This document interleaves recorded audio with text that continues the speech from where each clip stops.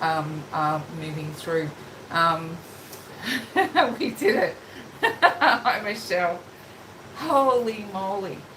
Look, this is kind of, while it's not a Mercury retrograde energy, that's the kind of things that sort of normally happen under Mercury retrograde, isn't it? Like all your technical gear gets sort of stuffed up and mucked around, but it's like, anyway, what we're looking at is we really want to get focused in on this Pluto moving into Aquarius energy. Hi, Shelley. How are you, darling?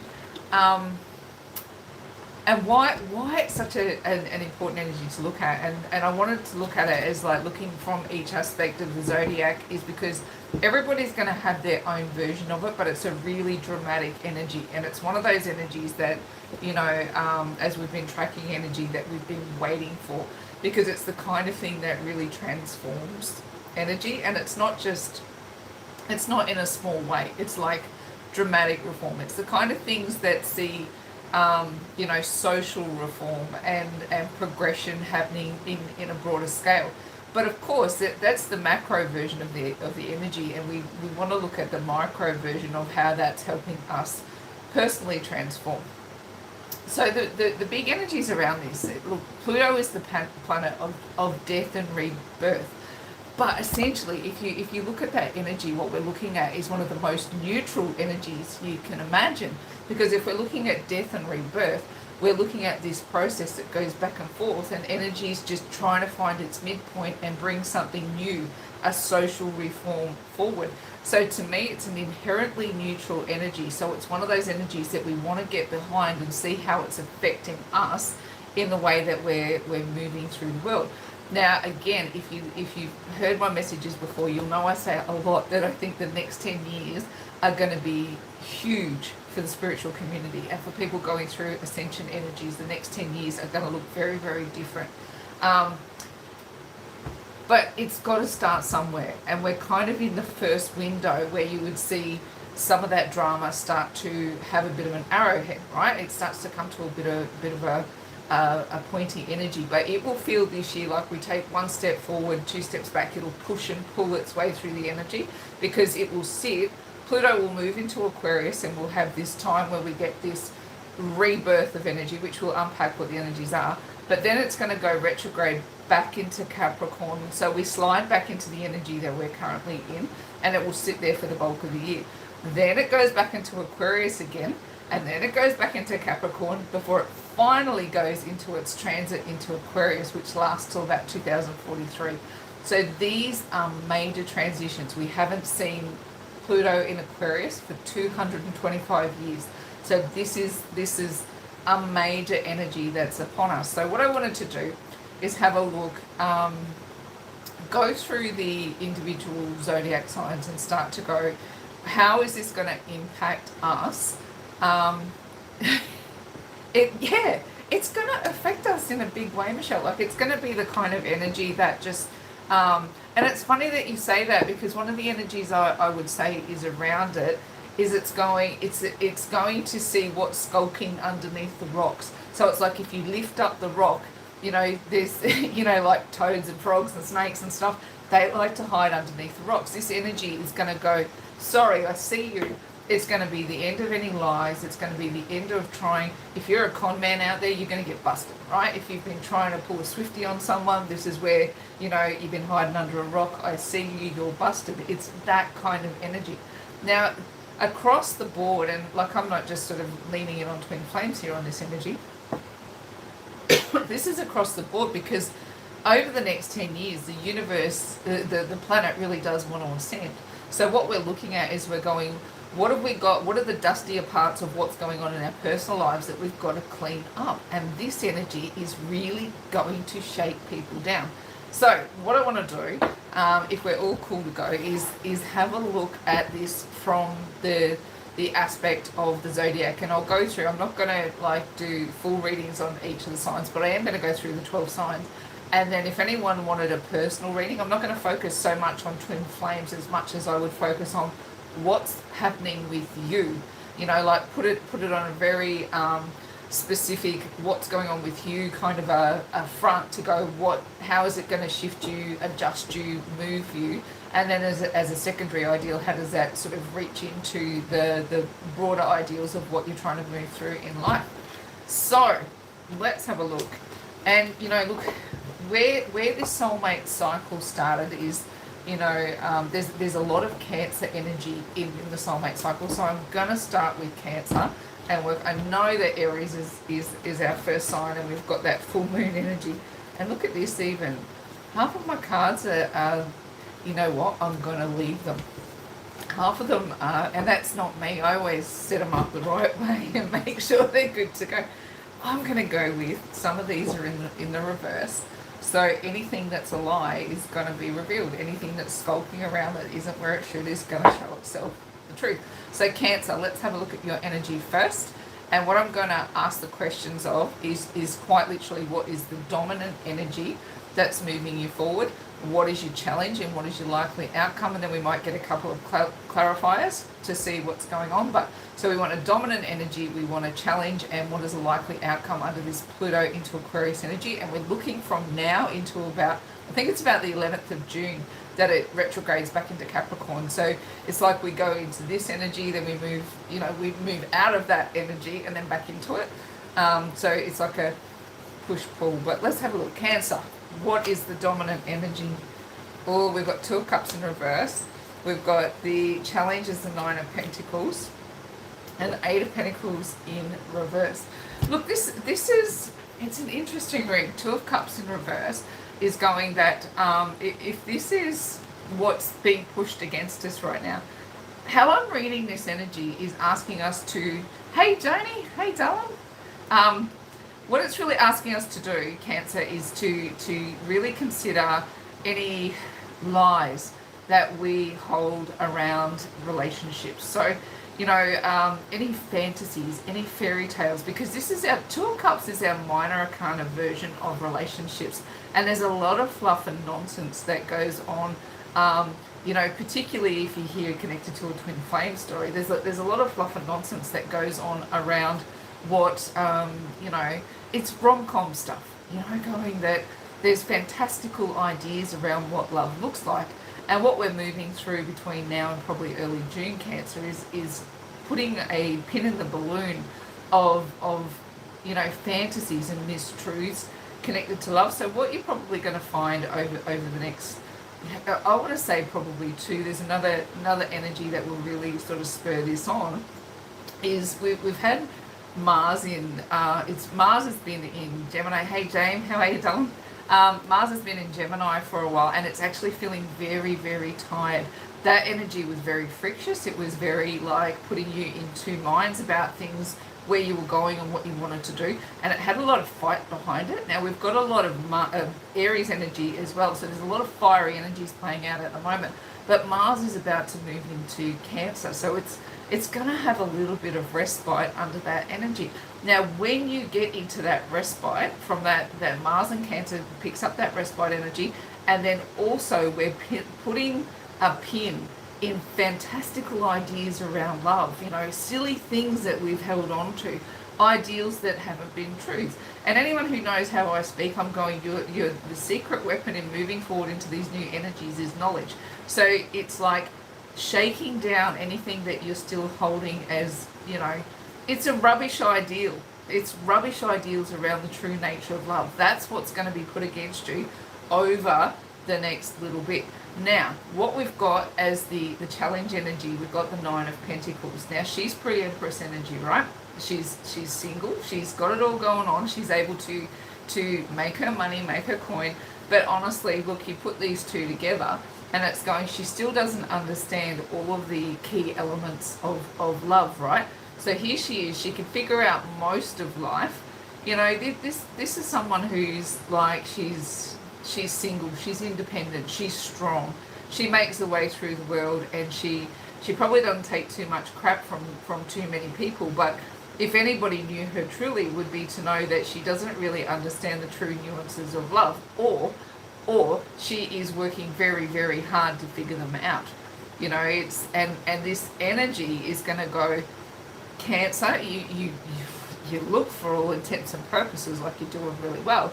But if we're going to lift the rock and have a look at what's skulking underneath, What is Pluto going to find underneath there? What is Pluto in Aquarius going to find under there? Now remember, it's not going to tolerate any lies. Now we've also, the other energy that's going to apply there is Saturn in Pisces. So we've got the headmaster and the art student clashing with each other. So the art student wants to kind of go and paint graffiti all over the wall, but Saturn wants them to learn how to paint a masterpiece.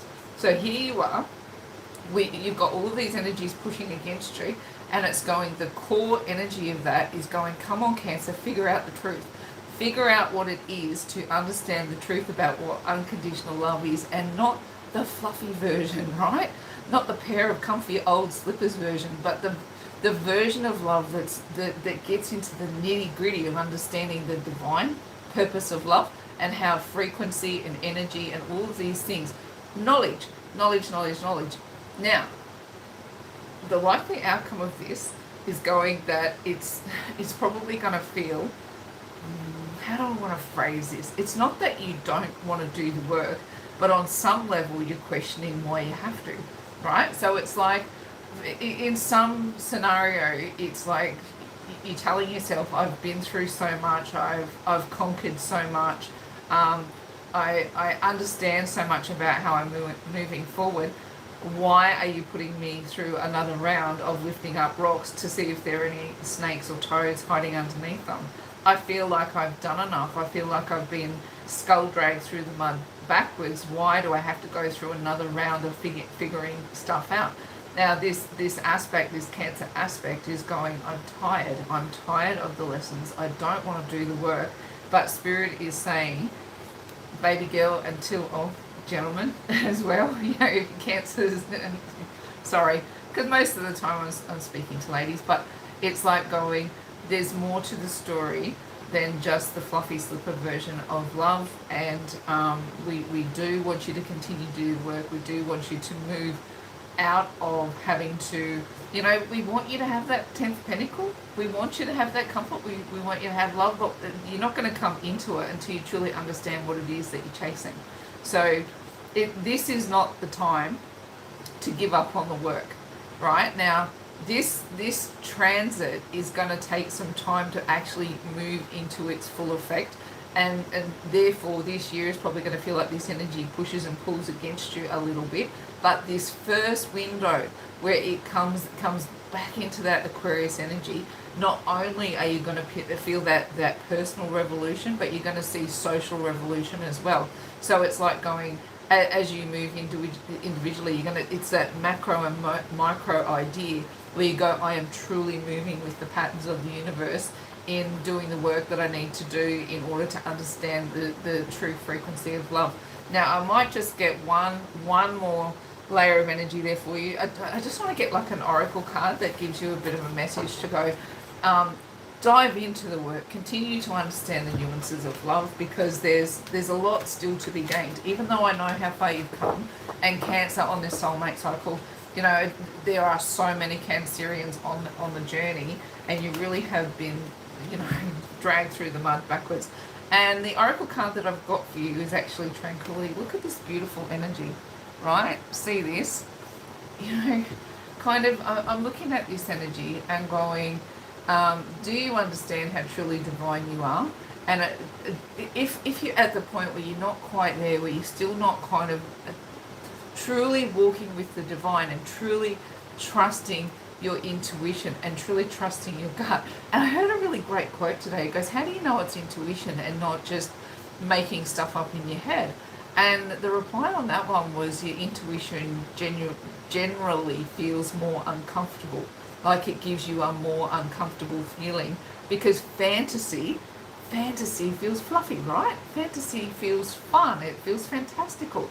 Intuition has a more icky feeling about it, and I think this is what Spirit is pushing you into, is understanding that the icky feeling is part of the work, and that's part of the intuition process, is going, not all of this process is designed to feel good, it's designed to feel icky at times, but your message on the oracle card is trust, all will turn out well, everything is going to fall into place, peace of mind and tranquility are soon restored. They're restored, right? So this is this idea of going, I thought I'd done everything and I felt peaceful with it, stuff's going to be stirred up again, right? So it's going to be, oh, all of my crap's back up on the surface. I thought I'd done enough work not to be sitting in that struggle energy. But this is saying to you, peace of mind and tranquility will be restored. And look, as this energy starts to settle and this personal revolution occurs, you get your wings, Cancer, right? You get your wings. You start to walk with the divine, and you really start to trust what that energy and that idea is all about. So be prepared to be shaken up a little bit, but come out the other side new and transformed, with no one bullshitting it anymore. That's going to be the key ideal, is that you don't bullshit people and they don't bullshit you, and when you come out of that energy, you have truths, and that's worth the fight. So keep doing the work, because you're getting the job done. All right, Cancer, that's where I'm going to leave your message for the minute, and we're going to move on and have a look. And hi, Fairy Empress, I saw your lovely message there. How are you tonight? Let's have a look at Leo's energy and see what's going on. We're going to ask the same question. So we're looking at Pluto moving into Aquarius with that, you know, like I said, it's a truly reformational energy, and it's all about destroying, and it's a conqueror. Like it's conquering energy that is like, how I want to say it is like, it's like what's skulking under the rocks can't be kept there anymore. It's going to destroy that kind of energy. So let's have a look how it plays out for Leo. Let's look at what's pushing against you. Let's look at your challenge and look at a likely outcome. And I'm going to chuck that one back over there. Oh, interesting for you, Leo. Look, what I've got happening around you, you know, as I understand, now I'm not an astrologer, just so you know, but I research energies and I track them, and I look across a couple of different spaces. Before I get into my readings, I'm tracking what energy does. And it's like one of the big signs that are going to be influenced by this initial transit is Leo, and where it's going to hit is your relationship house. So your challenge, the push from you for the universe, is to let your guard down. Now, this is interesting energy, isn't it? When we're looking at Pluto being something of a conqueror, it wants to rebirth ideas, crash things down in order to rebirth them. And I wouldn't be surprised if we see a bunch of towers sort of come out across the evening. But here, the push for you, Leo, is to let your guard down. And, you know, maybe it's been difficult to trust. Maybe it's been a process where people have let you down consistently, and you've been going, I just need to defend all the time. And it's like every time I open up my heart, here comes another round of disappointment. Now, what's going to happen under this energy? It's going to look for places where you know, it's going to look for chinks in the armor. It's going to go, oh, you think you're so tough and you can defend against everything that you've got coming towards you. This energy is going to look for chinks in the armor because it actually wants you to take the armor off. It wants to get past the surface armor and take you down a little bit. Like I said, this energy is probably going to play out differently for everybody, but the ideal is to see what's skulking around in what's dusty in your personal cupboard that it can come through and clean out and shake down. Now, Leo, for you, it's going, I don't like that. I really don't like this idea, and I'm going to defend against any ideals that feel like I have to be a little bit vulnerable, right? That I have to be the one who's out on a limb.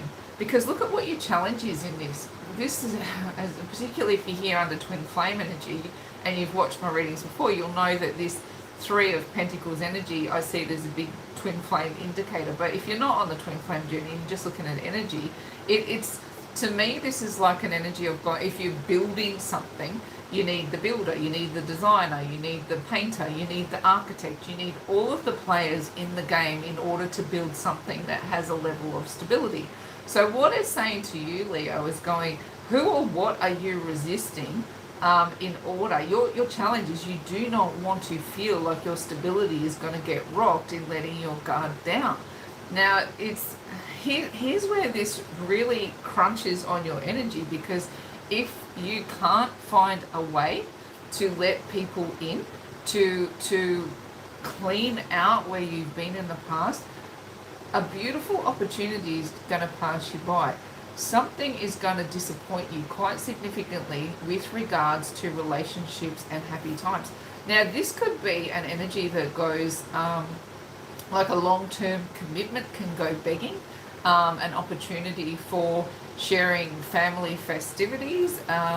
Because this is not just your personal relationships. This could be family as well. This could be maybe you've had a falling out with your parents or a brother or sister, or you're apparently falling out with your children. Something to this degree. If you don't let your armor down and start to realize that your attitude is part of the problem as well, you know, it's not all the other person's energy that's problematic, that you could actually miss out on bringing some genuine happiness into a scenario that's lacked some happiness.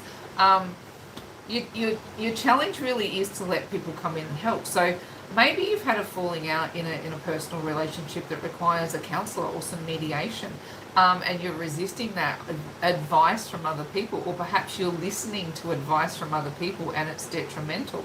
What this energy wants to come in and do is actually go, whatever lies are persisting in and around your ability to move forward in happy family, because I want to say this is more than just your intimate relationships, this is extended family relationships as well. And, you know, holding up such a significant piece of armor, you know, to wanting, you know, somebody who wants to make an apology perhaps, or you needing to make an apology to someone. Standing staunch on your ground sometimes doesn't serve you. Sometimes being a little bit softer, you know, like Pluto comes in and looks underneath that rock and goes, well, you know, is your cupboard all that clean, Leo? Is there something in your cupboard that needs some adjusting before we move you forward into new relationships with people? I'd watch this energy across the next few weeks. This is up to the 11th of June, because remember we're going to go back retrograde into Capricorn from 11th of June. So the energy that we're currently in, that we've just been in, is going to come back in June, and it's going to sit there for the rest of the year. This pivotal window that we've got is the window. If there's anything sitting there that's muddy that you don't want to deal with, right? This planet, lies don't work. There's no point trying to tell Pluto that it doesn't exist. There's no point stopping them at the gate and saying, sorry, I don't want your help this time around, because it's going to do it anyway. It's the planet of reformation and change. And like I said, you've got that Saturn Pisces energy as well, where it is that those uncomfortable displays of vulnerability are going to have you wanting to defend, right? You're going to want to defend. You'd rather graffiti a wall than attempt a masterpiece, because there's some ideal of going, what if I try and fail? Well, if you try and you fail, you're going to learn something, and you're going to be grateful for the failure, and you're going to move on. Do not miss your opportunity at happiness for fear that you cannot bring stability to the situation. Stability wants to come in. This is going to be your neutral point, is feeling like when you clean out the cupboards, there's going to be stability on the other side of it. Now, let's get you a bit of an oracle card and see if there's another energy over the top that we can have a look at in this little transit. Now, this transit hasn't been here for 225 years. It's a big social reform energy. So like I said, look to the macro and the micro as you move through this energy. So you'll be looking to see your situation playing out in a grander scale. And that's when you'll know you're traveling along with the energy. So let's have a look. What have we got? Oh, look at this card. Can you feel me? Now, this is what I'm talking about, Leo. See these two here? Like, they're very, very connected, but look what's wrapped around them. Can you see? It's a snake, right? So it's this energy of going, if I give my heart to you, am I doing it at my own detriment? And if I am, I don't want to do it. I'm fearful that if I put my vulnerability out on the line, that this snake is just going to squeeze the life out of us and I'm going to end up with nothing. This is a big fear. But here's the kicker. Reality is right 100% of the time. So if you make this your core belief, you're going to be right 100% of the time. If you believe being vulnerable is going to lead you nowhere, it's going to knock over your stability, if the idea of close, intense relationships feels like all it does is wrap a snake around you, you're going to be correct. So over the next little bit, Spirit is going to be asking you to clean out the closet with what your core beliefs are. right? And where do you need to take down your armor in order to let people in, whether this is your relationships or whether it's like with family and friends or however that shows up. Yes, it's going to feel like it's a snake around you, squeezing the life out of you. But you know what? Breathe. Breathe your way through it. And allow vulnerability to be part of your everyday conversation, because we don't want to miss out on blessings. Now, what does it say on the back? Your feminine aspect is awakening, so feel the goddess energy inside you. She seeks acknowledgement and validation. New energies, insights, and opportunities are emerging. Wake up. Oh my gosh. Wake up, embrace, and celebrate this in the upright, right? Leo, wake up, understand what your armor is, embrace that allowing vulnerability into your life is actually going to bring more stability, and celebrate happy times with family and with romantic connections. Leo, there's some work to do there, but let Pluto and Aquarius come in here and shake things up for you. Keep your faith, keep talking to the divine, and trust that intuitive voice, that one that feels icky. Get out of the fantasy, because Pluto and Aquarius will not tolerate the lies. Okay, so this armor is not going to serve you. Pluto will get in there anyway. All right, Leo, I'm going to wrap you up there, and we're going to look at the aspect of Virgo and see how this energy is going to play out from the aspect of Virgo. There's nothing really playing out in Virgo at the moment. Nothing dramatic. Nothing dramatic. So let's have a look and see how this particular transit is going to play out for you, Virgo. What's going on in your... I get this funny feeling that this energy is going to show stress, right? It's going to show stress, and that you just want to feel correct. Let's have a look. Oh, the High Priestess comes in. Yeah, Four of Pentacles in reverse. And we've got the Eight of Wands as the likely outcome. Look, High Priestess as the push from the universe. This is interesting to me because Virgo is such a grounded character, right?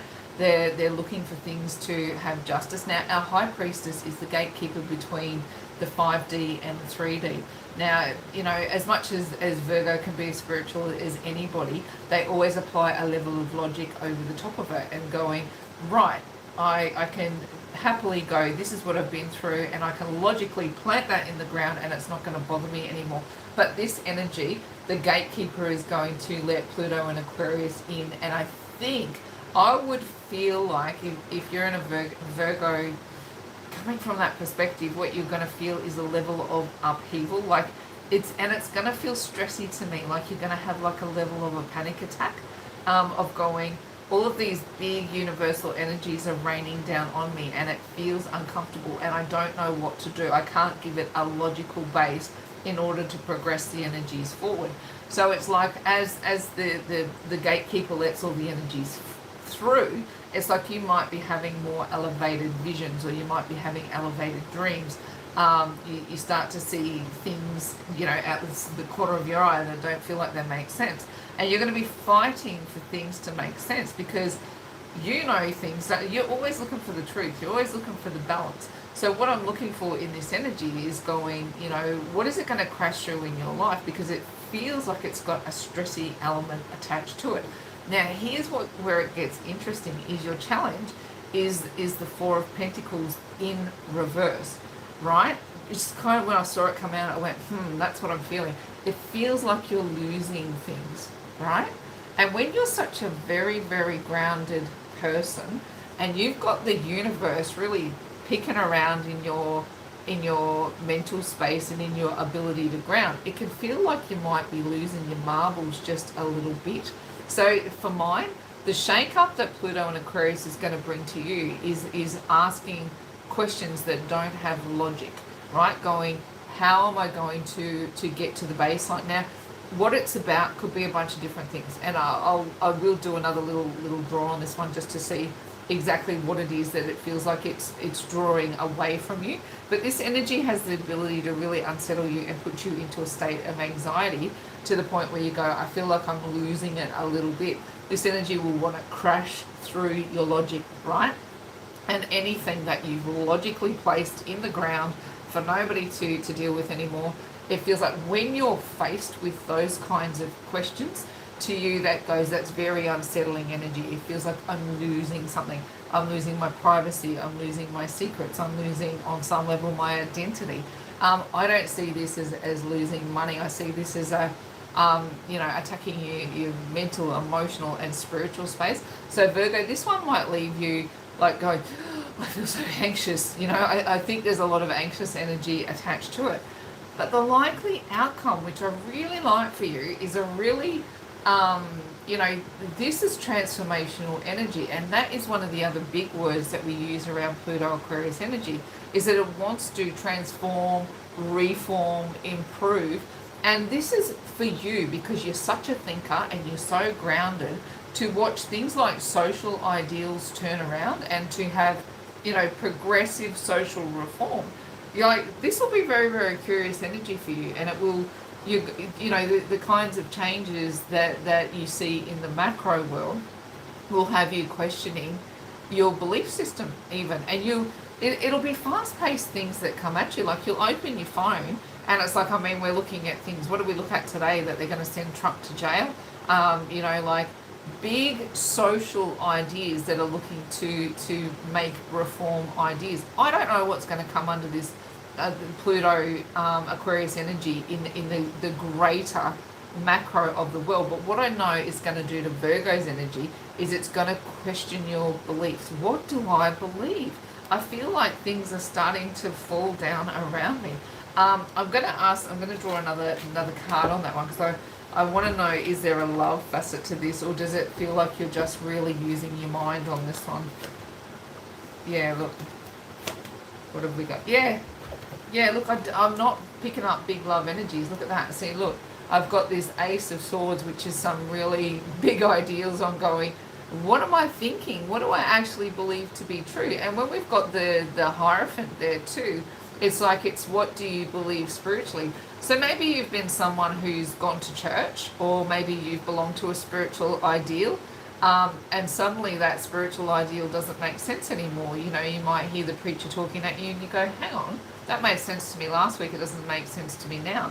And it's that kind of ideal. It's shaking down core beliefs to a point where you go, I actually feel anxious about the fact that my belief system wants to turn so quickly.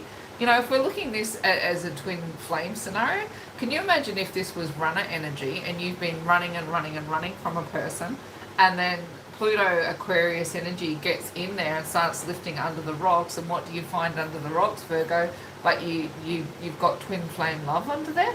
It's like going, oh my gosh, like, wow, I held this idea that person didn't matter, I had to run away from them. And here you're waking up to a new spiritual idea and a new truth, and it actually will shake you to the ground and going, I don't actually know how I feel about myself anymore. And that will bring on a whole heap of anxiety. And the High Priestess says, I'm not going to stop. I'm going to keep sending that energy and sending that energy, and it will be affecting you on the micro, which is, a very personal response to energy, and the macro. Right, let's get you a oracle card there and see what we've got for you, Virgo. I love this sometimes. The card you drew was Speak Your Truth, right? Speak your truth. But what do you do when you're not really sure what your truth is, or when your truth is being shaken down? When Pluto in Aquarius lifts up that rock and goes, oh my God, that's what Virgo truly believes. And this is the idea of going, instead of it letting you shake down to the ground, speak it. Go, this is what I know to be true. It says, stand up for what you believe, regardless of the consequences. Speak your truth, no matter what others may think. It's time to stand in your own power for all the world to see. Now that's what I'm bouncing back on, and I'm using a very general ideal, one that just, it comes to head quickly. Imagine that you've been sitting in church listening to a preacher, and all of a sudden you go, the way that they're preaching doesn't make sense to me anymore, and you have an insight into the truth that doesn't necessarily align with how the preacher is speaking the message. And you know, the way that we learn is to be able to go, I need to shake down my own beliefs with regard to what that truth is. So in speaking your truth, even if it's in conflict with you know, what's always been your belief system, when Pluto in Aquarius comes in and lifts up that rock, Virgo, and you see what's underneath and you go, actually, this is my truth. This is what I've come to know to be true. This is what I'm shaking down. This is what I'm going to commit to as a belief. You know, then you're going to speak. Like, this is fast paced. This is changing your ideas. Do you know what? There's another hurry up energy in there as well. Mercury's moved into Aries, which gives you, you know, quick, impatient, hurried thoughts. But to me, this is something that's going, you've held these things and you've gone logically going, I'll play with the logic of life, and you've pushed it and compartmentalized it. But now this is the rocks lifted up and it's going, I can't hide my truth anymore. Even though it shakes me to my core, I'm going to speak it. I'm going to say what it is that's true about me. And for me, this is the kind of energy that would turn a twin flame runner around and go, I'm going to head back to whence I came. And it doesn't matter if people tell me that they're the wrong person for me. I believe it to be my truth, and come what may, I'm going to speak my truth, go forth and conquer. So that's a very big energy for you, Virgo, and it's it might be a little unsettling as you go through it, but you know, keep again trusting that intuition, because remember, this energy is lies don't work. So stand up in that truth. Righto, what are we moving into? Libra energy. Let's have a look at what's going on for you, Libra. Oh my gosh, I just get this big bubble of excitement for you. It's like, because you are social creatures by design. Libra is a very fun energy by design, and you do like balance and you do like fairness. And essentially, like I said when I sort of opened this reading, is I see this as inherently a neutral energy, because that Pluto energy wants to break things down to rebirth them. You know, it's like a, you know, I don't know, how do I want to say it? It shows what's skulking under the rocks because it wants to clean out the cupboards. Now, for you, Libra, that feels like a lift, right? Like, however things have been traveling for you, it feels like this energy just wants to bubble up, and that Aquarius energy, it just feels like it wants to run with you naturally. So let's have a look around how this energy is playing out for you, Libra. Pluto moving into Aquarius. Now, again, I say it's only going to be there till the 11th of June, and then it retrogrades back to Capricorn, and this energy comes back. So we're going to pull through energy throughout the year, but let's see how that's going to affect, you know, that initial burst is going to affect Libra. Oh, wow. Wow. This is, I'm just going to hold these two up side by side. Look at this. You've got the Sun in reverse and you've got the Death card, right? This is the push from the universe, the Sun in reverse. And it's interesting because I was actually getting the opposite feeling. So it's like going, oh, mate, yeah, have you been having the life sucked out of you? You know, it's like going, you've been moving along, but it just feels like it's going, there's on some level, it feels like it's having the life sucked out of you. And you want that energy to stop, right? You want to, but you've had a challenge stopping it. I get the feeling that there's someone distinctly in your energy circle that is some level of an energy vampire, right? That would be going, that you use your abundance to prop them up on some level, some way. But how this feels to me is that instead of this energy being channeled in on one person, that you get a broader view. You get more social activities coming towards you, and it could even be that you're looking to end a connection with somebody that you just, and that's where I get the bubble of excitement. Yeah, that would make sense. It's going, I need to end whatever this energy vampire is. You're cutting it off. And that's why this you feel a sense of freedom almost, where you go, I just want to knock down what was there in the past. You know, lying to yourself doesn't work. You're telling yourself the truth that this energy vampire has to go. And you know, like at the moment, you don't even know what that looks like. You know, this likely outcome is going, And this is that feeling I was getting of just being a little bit free, a little bit open. The energy, it's like if you've been in a bottleneck, it just wants to open up. And you just want to be exploring the world. And it's like, I don't even know where I'm going, but I'm going somewhere and I'm excited about it. It'd be like, you know, have you, I don't know if they still have them, but you used to buy, what are they, like a mystery plane trip. You just bought a ticket and you just got on board, and wherever the plane took you, you just had a trip there, right? And this is kind of what I'm picking up around you, is like there's this bubble of excitement that you've kind of busted out of a prison where you've had like an energy vampire really just sucking your abundance and your joy and your frivolity out of you, and you're like, enough already, enough. It might feel like it's a little tough to end this connection, but this is why Pluto in Aquarius is a really beautiful support mechanism for you, because it comes in as that, you know, it's that planet of death and rebirth, quite literally. It like shuts one thing down in order to bring something new forward, and inherently that is a neutral energy, because it's the creation point, right? It's that true duality of the one and the zero, of going, I'm knocking something over because I've got to build something new up. I've got to get rid of anyone and anything that's going to feel like it's an energy vampire taking me out of my happiness and my joy. And I'm not even going to tell them where I'm going. I'm just going to get on a mystery flight, and wherever I land, I land. But what I know is I'm excited for the mystery of the adventure, and I haven't felt like that for a long, long time. Let's get you, like I just feel like that message is so specific. I just want to get you an oracle card and see what's going on with that. What have you got? Christos. Interesting energy. So this is kind of like a Christ consciousness energy. So whatever awakening, I'm glad I went straight to the oracle card, because I was going, the tarot is telling me a certain story, but I feel like what's bubbling up in me is like an awakening, right? I've got this feeling of going, I don't know where my destination is, but I just know I want to go there. Now, this energy is an energy of Christ consciousness, right? Of going, it is recognizing that you are more than what you've been through. You are more than just whether you just, to me, you've been getting up and working hard, and, you know, you've been raising abundance for the people around you. But you've gone, is this all there is to life? Is I've got to get up and do the 9 to 5 and grind? And I get the feeling you're even burning the midnight oil. Like, to me, it's like you're giving it out to so many people, but it feels like there's something that's crying out inside of you that is bubbling for attention.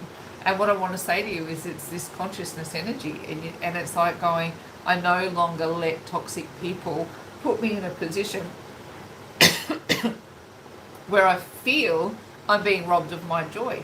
Now, again, we look at that Pluto Aquarius energy and we go, lies don't work. People telling you that they love you when all they're doing is taking advantage of you, that's a hard energy to put behind you. But what you know what I talk about with Christ is when he went into the temple, right?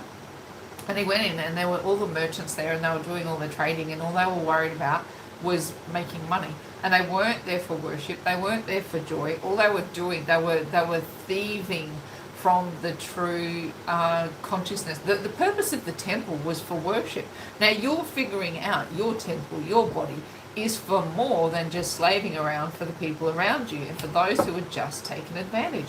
You're ready for a new adventure, and at the heart of it is some level of an awakening to a higher consciousness energy that's pushing you on a bigger, more, it's an exciting path, it's a challenging path, but it's got you lit up. Right, on the back of this card it says, you are eternally loved and held within the palm of creation. Feel my presence beside you, my dear friend, for I am always with you. You are always in my heart. That's walking with spirit. That's truly walking with spirit, where what you've been doing to date has been walking with the earth plane, right? And I don't see it as devilish energy, as being like led by money obsessively, but you've been working to provide for people who probably haven't been appreciating it as much as they could. It's like you might, you know, work an 80-hour week, plan a date to a restaurant, really, and it's funny because I'm picking this up as a masculine energy, where you've planned out every last thing to really take your lady on a lovely date, and you know, you've planned out every last detail, you've paid for everything. All she's got to do is show up, and she turns around and goes, no thanks. You know, like it's like your effort's just not appreciated, but your heart has been in it.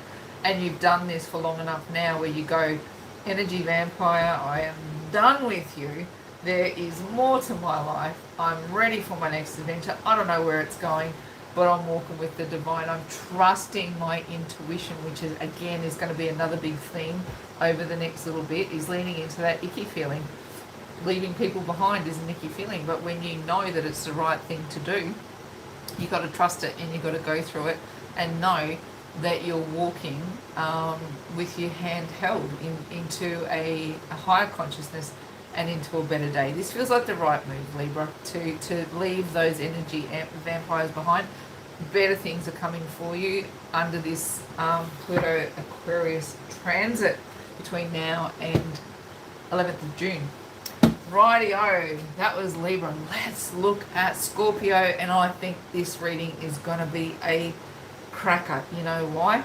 Because Scorpio energies are as love you Scorpio, but they are as dark and twisty as Pluto himself. So it's, to me, these two are really going to dance, right? Throw into the mix something as freewheeling as Aquarius, and I think this is going to have Scorpio just like, again, I love Tay-Tay. I listen to her songs, but this song that she's written, the anti-hero song, I don't know what it's called, but where she goes, I'm happy to look into the sun, but never into the mirror. Look out, Scorpio, here comes the mirror. And whatever you have been dusting under the carpet, that carpet now looks so bulky that it can't be hidden anymore. You have swept so much stuff under the carpet, dear Scorpio, but here comes Pluto, the wrecking ball, into to clean house, right?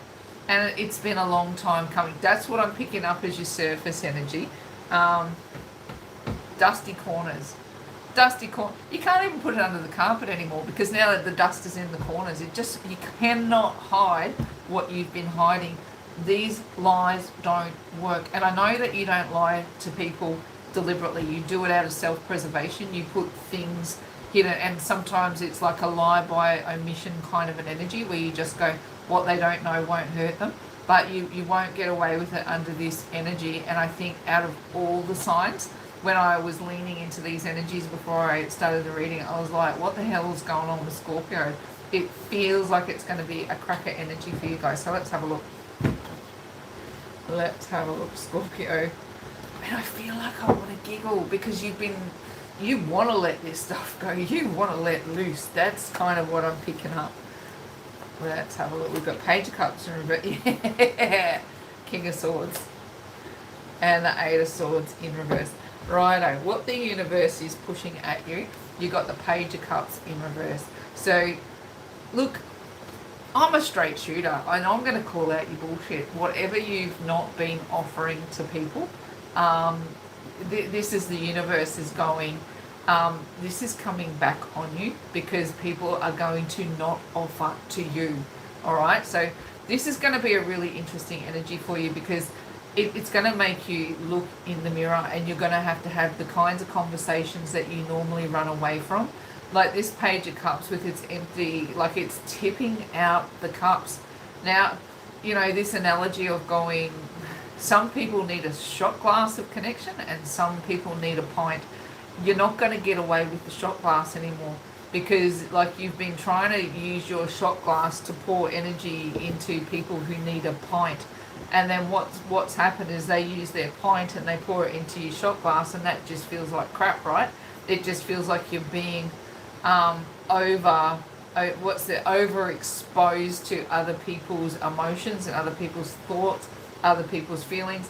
And instead of dealing with them when they've come at you, you've gone, oh, I'll just sweep that under the carpet, right? I'll just sweep it under the carpet, and yeah, I'll hold it. I'll let them think they're pouring into my cup, but actually what I'm doing is just keeping on tipping it out.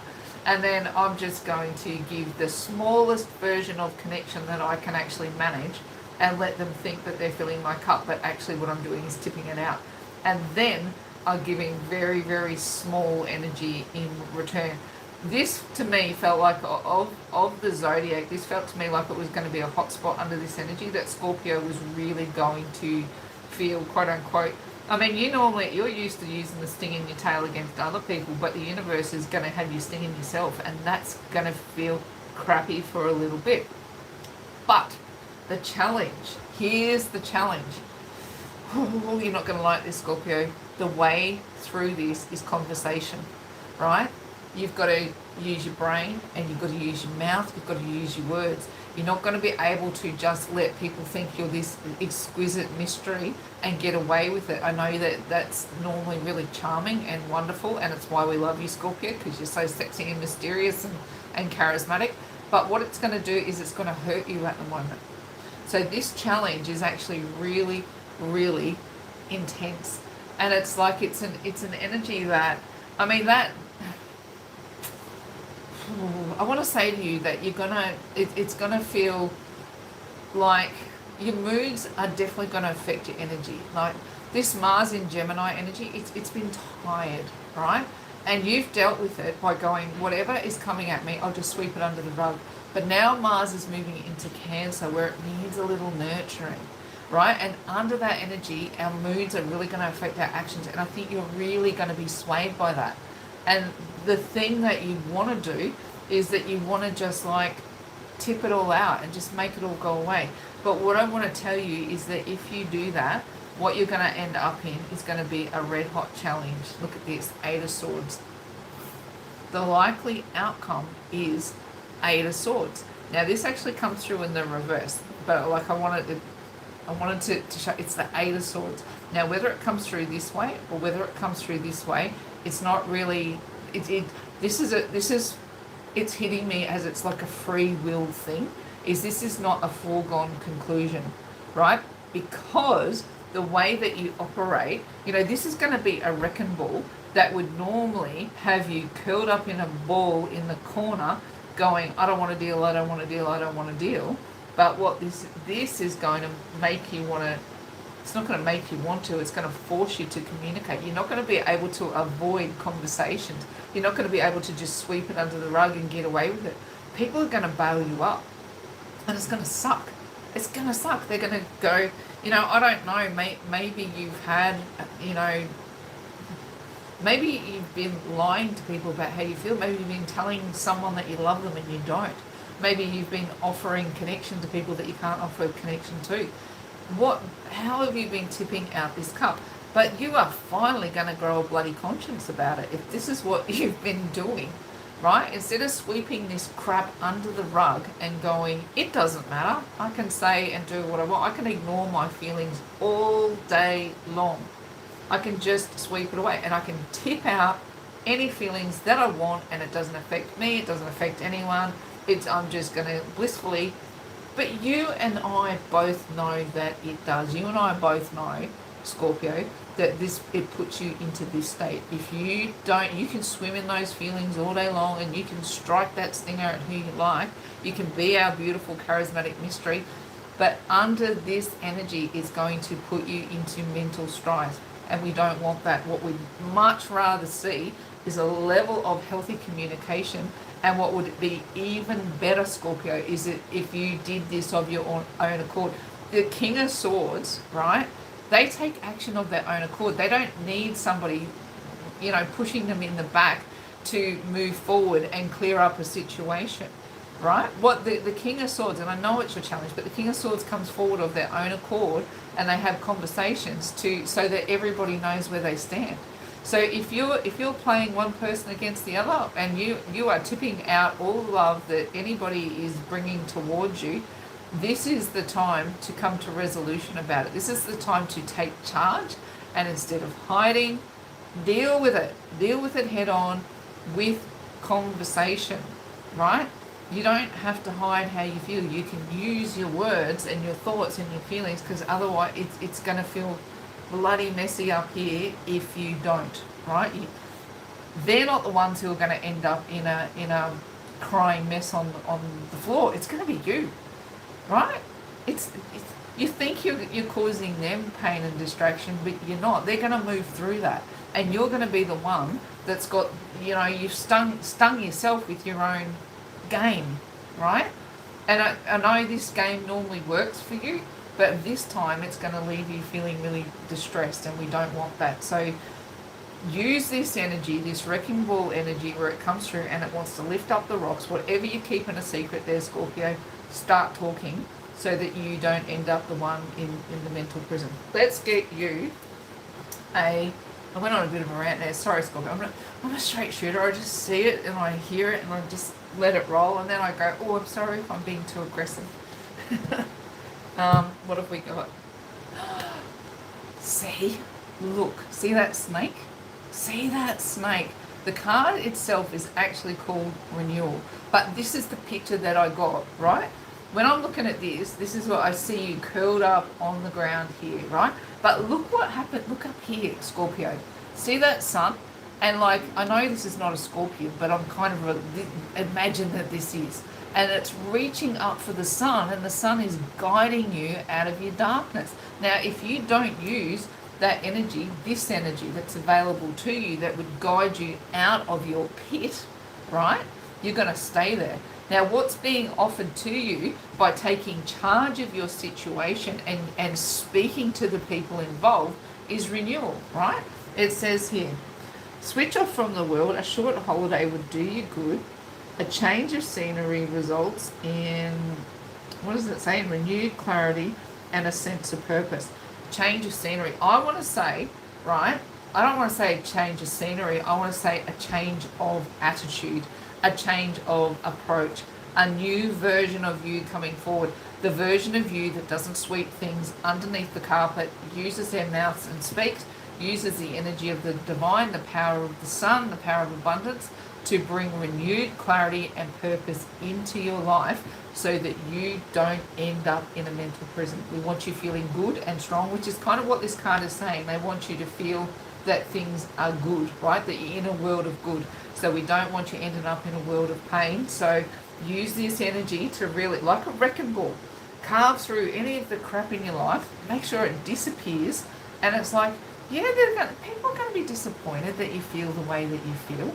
But like, what's worse is to ghost people. I guarantee you, it's much more hurtful to just tap out on people and not let them know that you're having a struggle, to shut your energy down and to just go, well, it's swept under the carpet, I'm not going to deal with it. I mean, sometimes people will be shocked that you think and feel the things that you think and feel. But they'd much rather deal with that than you just ghosting and disappearing or shutting down or not giving them your energy, right? Or they give you love and you just tip it out. That's hurtful. So what we want to do is be able to give you a process that makes sure that you are not being your own worst enemy, and that you come out of this feeling better, right? It's not fun if you've got to hurt someone in the process, which is kind of what I'm reading here, but it's don't put your stinger in yourself, like that sting in your tail. You don't want it to be attacking you, right? Gently work through the process with people, because there will be no lies under this energy, and we don't want you suffering ill effects because your life has a wrecking ball through it because you couldn't find the strength to have conversations. So hope that I've wrapped a bow around that. Did that make sense, Ree? Like, I feel like I've really ranted here, and yeah, all right. Sorry, my lovely daughter Ree is here helping me. I need help with technology, as you saw, as I was trying to get things going. Okay, Scorpio, where are we up to? Sagittarius. What's going on with you, Sagittarius? Oh my gosh, I just want to say leap of faith. What are you about to take off on? So you don't have that same heavy, like Sagittarius. You just want to charge forward.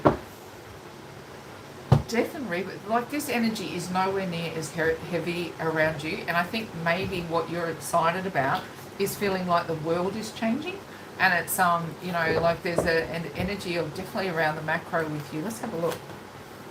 We've got the moon come through. We've got the Nine of Pentacles in reverse, and we've got the Wheel of Fortune in reverse. Yeah, it's kind of, I don't know, it's not really what I expected to see there, because I felt like this energy was a little more light-hearted. But let's have a look at this. We've got the moon as the push from the universe. Now, here's where it might start to make sense, because initially when you look at the energy of the moon, you go, oh, that's all very mysterious, you know, like it should be things that you don't see, things that you don't know, hidden things that happen under the night. It could be lies, it could be secrets, it could be mysteries, it could be any of those things. But I think Spirit's actually triggering me a different way, because I feel a completely different energy of it. And we've just been through the new moon in Aries, which is the first sign of the zodiac. It's about fresh starts, it's be optimistic, and it's heal your thoughts. Now that's more in line with what I was feeling for you, Sagittarius. Is like your mind has suddenly got very, very clear about where you want to go and what you want to do. You are not at all worried about the skeletons in the closet. You're not worried, really, I'm picking up, you're not totally worried about anything. Out of all of the signs that I'm really leaning on, it feels to me like you have if we're talking about the dust in the corners, it's like you've dusted. You've been checking in on the energy as you go, and you've been moving with the changes that have happened through the first half of the year. And we had some big Sagittarius energies earlier on, where shooting that arrow and going for it was really what was coming through for you. And to me, it feels like it. We've got the Nine of Pentacles in reverse, so it's like going, it is pre-Empress energy, and it's also going, the Ten of Pentacles is really what we're chasing. It's like we have the all and the everything, but you're going, I really don't care. You know, like where I'm at the moment, I'm actually pretty satisfied with, and I really don't want the status quo to change. You've got the Wheel of Fortune in the reverse. Now, sometimes to me, this can be a change in fortune for a negative spin. But to me, it's going, no, it's like you just don't want anything to change. Whatever has been playing out for you, it feels like you've got yourself to a level of balance that feels like the wrecking ball can come through, but you're not worried about it. It's like if you stand in the middle of the room and the wrecking ball is just spinning all around you, you go, it's not going to hit me, I'm fine. I've already put everything forward that I feel like I need to put forward in order for good things to come towards me, and now I'm just watching reality build out in front of me, which is really interesting. Now, what I'm also picking up, I feel like of everybody, you're the most poised to enjoy the broader energy of what's happening with this, and it will be, social aspects out in the world. So it's like you've found the right group of people to run with, and they think like you, and they move like you, and they act like you, and they don't knock your ideas over. Because I feel like last year it was like people don't always understand me, they don't get me. It's like I'm heading in this direction, and people are always second guessing what I should be doing. But what I've got in your energy, Sagittarius, is you actually feel pretty peaceful around the decisions that you've made in life, and you don't want the status quo to change. Now, here's where I go, all right, there is another thread to this energy. I get the feeling there is someone in your vicinity who you might look at as being a bit of I'm going to call it a threat. And this is why I'm picking up the status quo energy so strongly, is you do want to keep moving forward. And I'm leaning back on that moon energy, just going, there is a mystery playing out around you, and you're not quite sure whether it's, all right, this is getting more nuanced as I go. It's like have you moved into a new relationship, Sagittarius, or have you moved into a new social setting, a new family setting, and you're worried about how your family might perceive it? And it's like going, you don't want anyone to upset the status quo around what you do. Are you keeping someone a secret from your family or your friends? Have you met somebody new and you're like, I'm really not ready to reveal what I've achieved to the world? Just like, let me just get one more on that moon. It is fresh new starts, it's be optimistic, and it's heal your thoughts kind of energy. So it's like, I get the feeling that if you're keeping somebody a secret, you don't have to. I really don't think that bringing them, see, right? Whatever this energy that you've got that you go, I don't want to reveal this secret to the world. I don't want people to judge. I don't want people to rock my boat, right? It feels to me like It's okay. It's okay. What you're doing, like this wrecking ball that is coming through, is not going to knock you off your perch, right? And it's like, if it feels like it's a secret energy that you're carrying, it's okay to hold it as a secret for a minute. But what I want to say to you is, under this Pluto Aquarius energy, what it's going to do is, it's going, I think you go, all right, I can tuck that under a rock for now and it's safe. What this energy wants to do is burn off your fear, is what I'm picking up. Is it want, yeah, look, see this? You're putting yourself in an unnecessary mental prison, because what you've got is actually some pretty good energy that you want to hide. You know, it's like, have you not trusted for a long time? And I know you were shooting arrows. You had a very firm target in mind and you were shooting arrows, and that energy really supported you as we moved through the end of last year and early into this year. And sometimes we can get into a place where we go, oh, actually that's pretty good energy, but I'm going to keep it to myself for a minute because I do not want to risk it being destroyed. And I think honestly that you could probably get yourself caught up in thoughts that are unnecessary, because to me, your status quo is not going to change.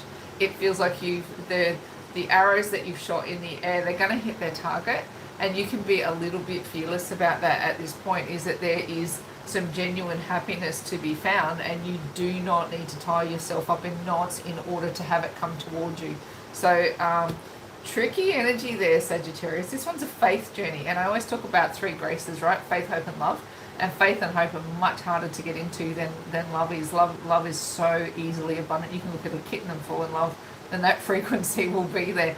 Faith and hope, they're much harder to master. And I think faith is the journey that's being pushed upon you there, Sagittarius. But no, you shot that arrow. It is going to hit its target. You do not have to hide your joy from other people for fear that it will fall over. This one is going to, this energy is going to tip over in a positive way. Let's get you an oracle card and see what we've got going on there. Let's have a look. Let's have a look. What have we got, Sagittarius? You've got reflection. Do you know what? See this, right? See this eye is on the prize. To me, look at this. It's like your target. Look at it in the middle there, right? You had your eye on the target. You've taken your shot. And here is the sun with all the abundance. And look here too, we've got the energy of the cosmos. We've got the star, and we've got this energy moving forward. Now, what does it say on the back?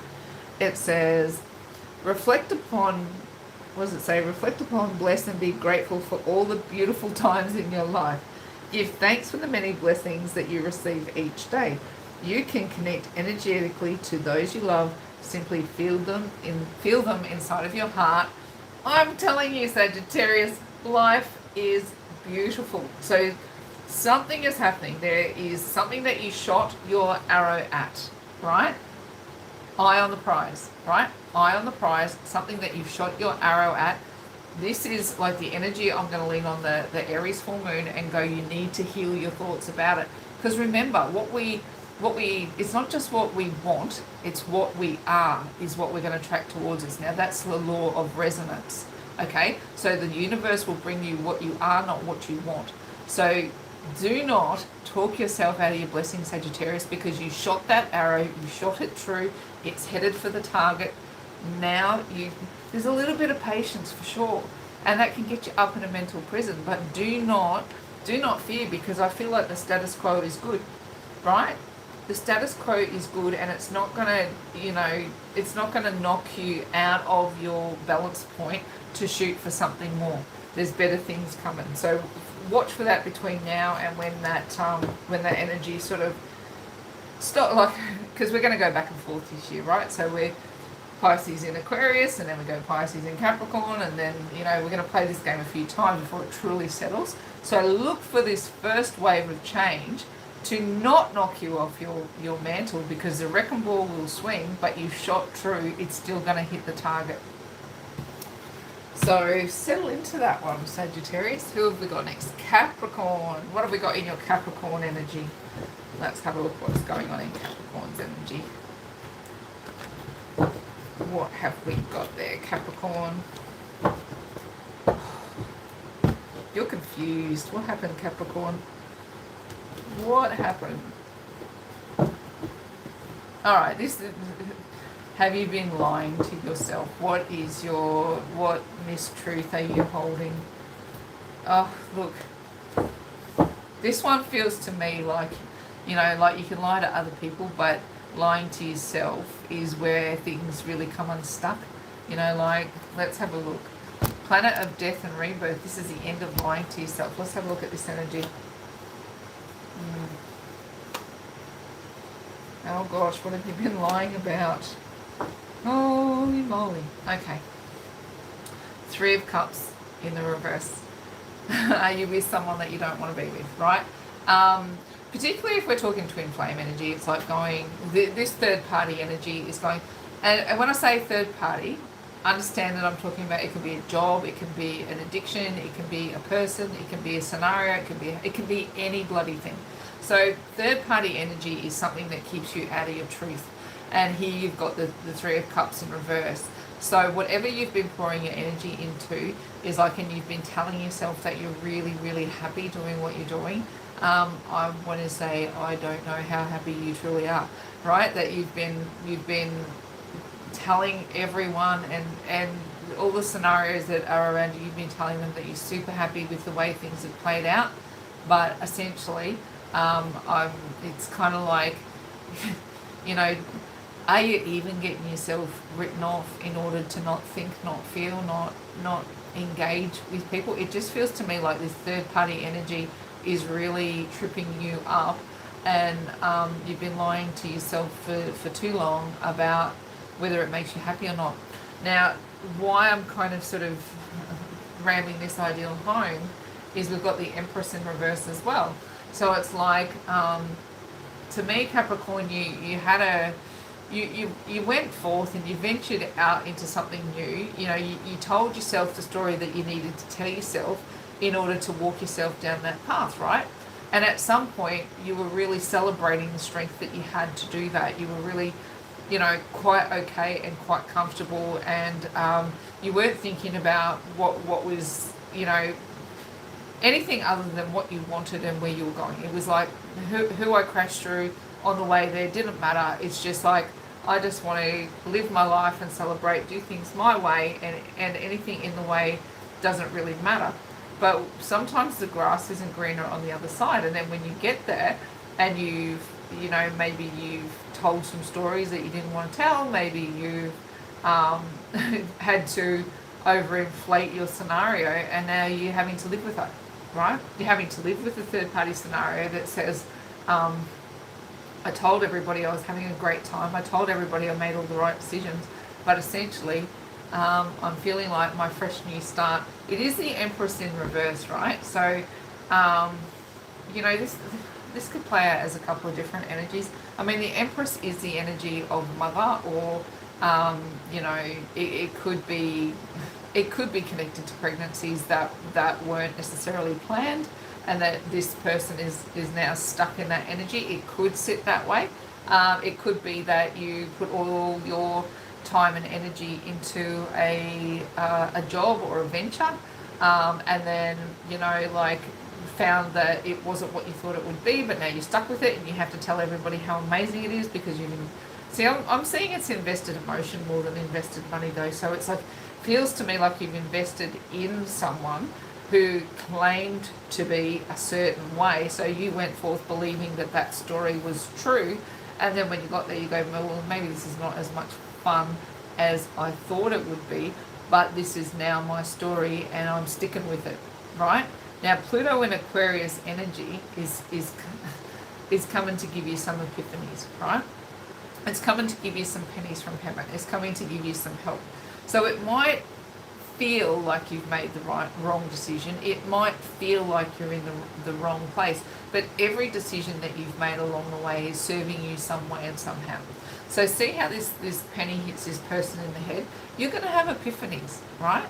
This is the time where you actually go, the lies don't work anymore. I've got to get very, very real about what it is that makes me me. What makes me happy? What makes me true? What do I have to take down in order to rebuild something new? And sometimes it could even be the narrative that of going, well, I'm telling everybody I'm happy that I'm not, but now what I really want to do is get really, really happy in the scenario that I've chosen for myself because I chose it for myself. So it's this idea of talking to the universe and going, how do I come to some level of reasonability? Now, this card is a card of charity, right? That's its traditional meaning. But I'm picking up a different energy around it. This is more the pennies from heaven energy that sometimes I get from this card, where it's like, you know, God goes, hello, Capricorn, I'm talking to you. Are you listening? I want to give you a fresh new perspective. You know, we've got Pluto in Aquarius comes through and go, well, you know, let me erase the current narrative that you have. Let's get rid of all the lies and mistruths, and let's start to build a brand new story for you. Look, I don't see this as massive movement for Capricorn at this point in time, but what I see it as is like waking up to new energy or waking up to new schools of thought, because the divine, hello Capricorn, is anybody home? I really want to talk to you. Can you listen to my voice and not just run on your ego this time? Not just make an impulsive decision and run on it.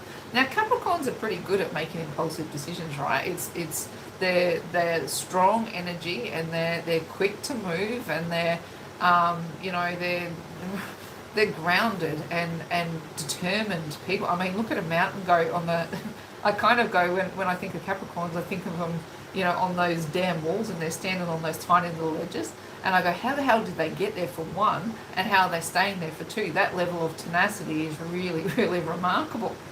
Now, what's going to happen, Capricorn, is we're going to have Pluto swing back into your sign very, very soon.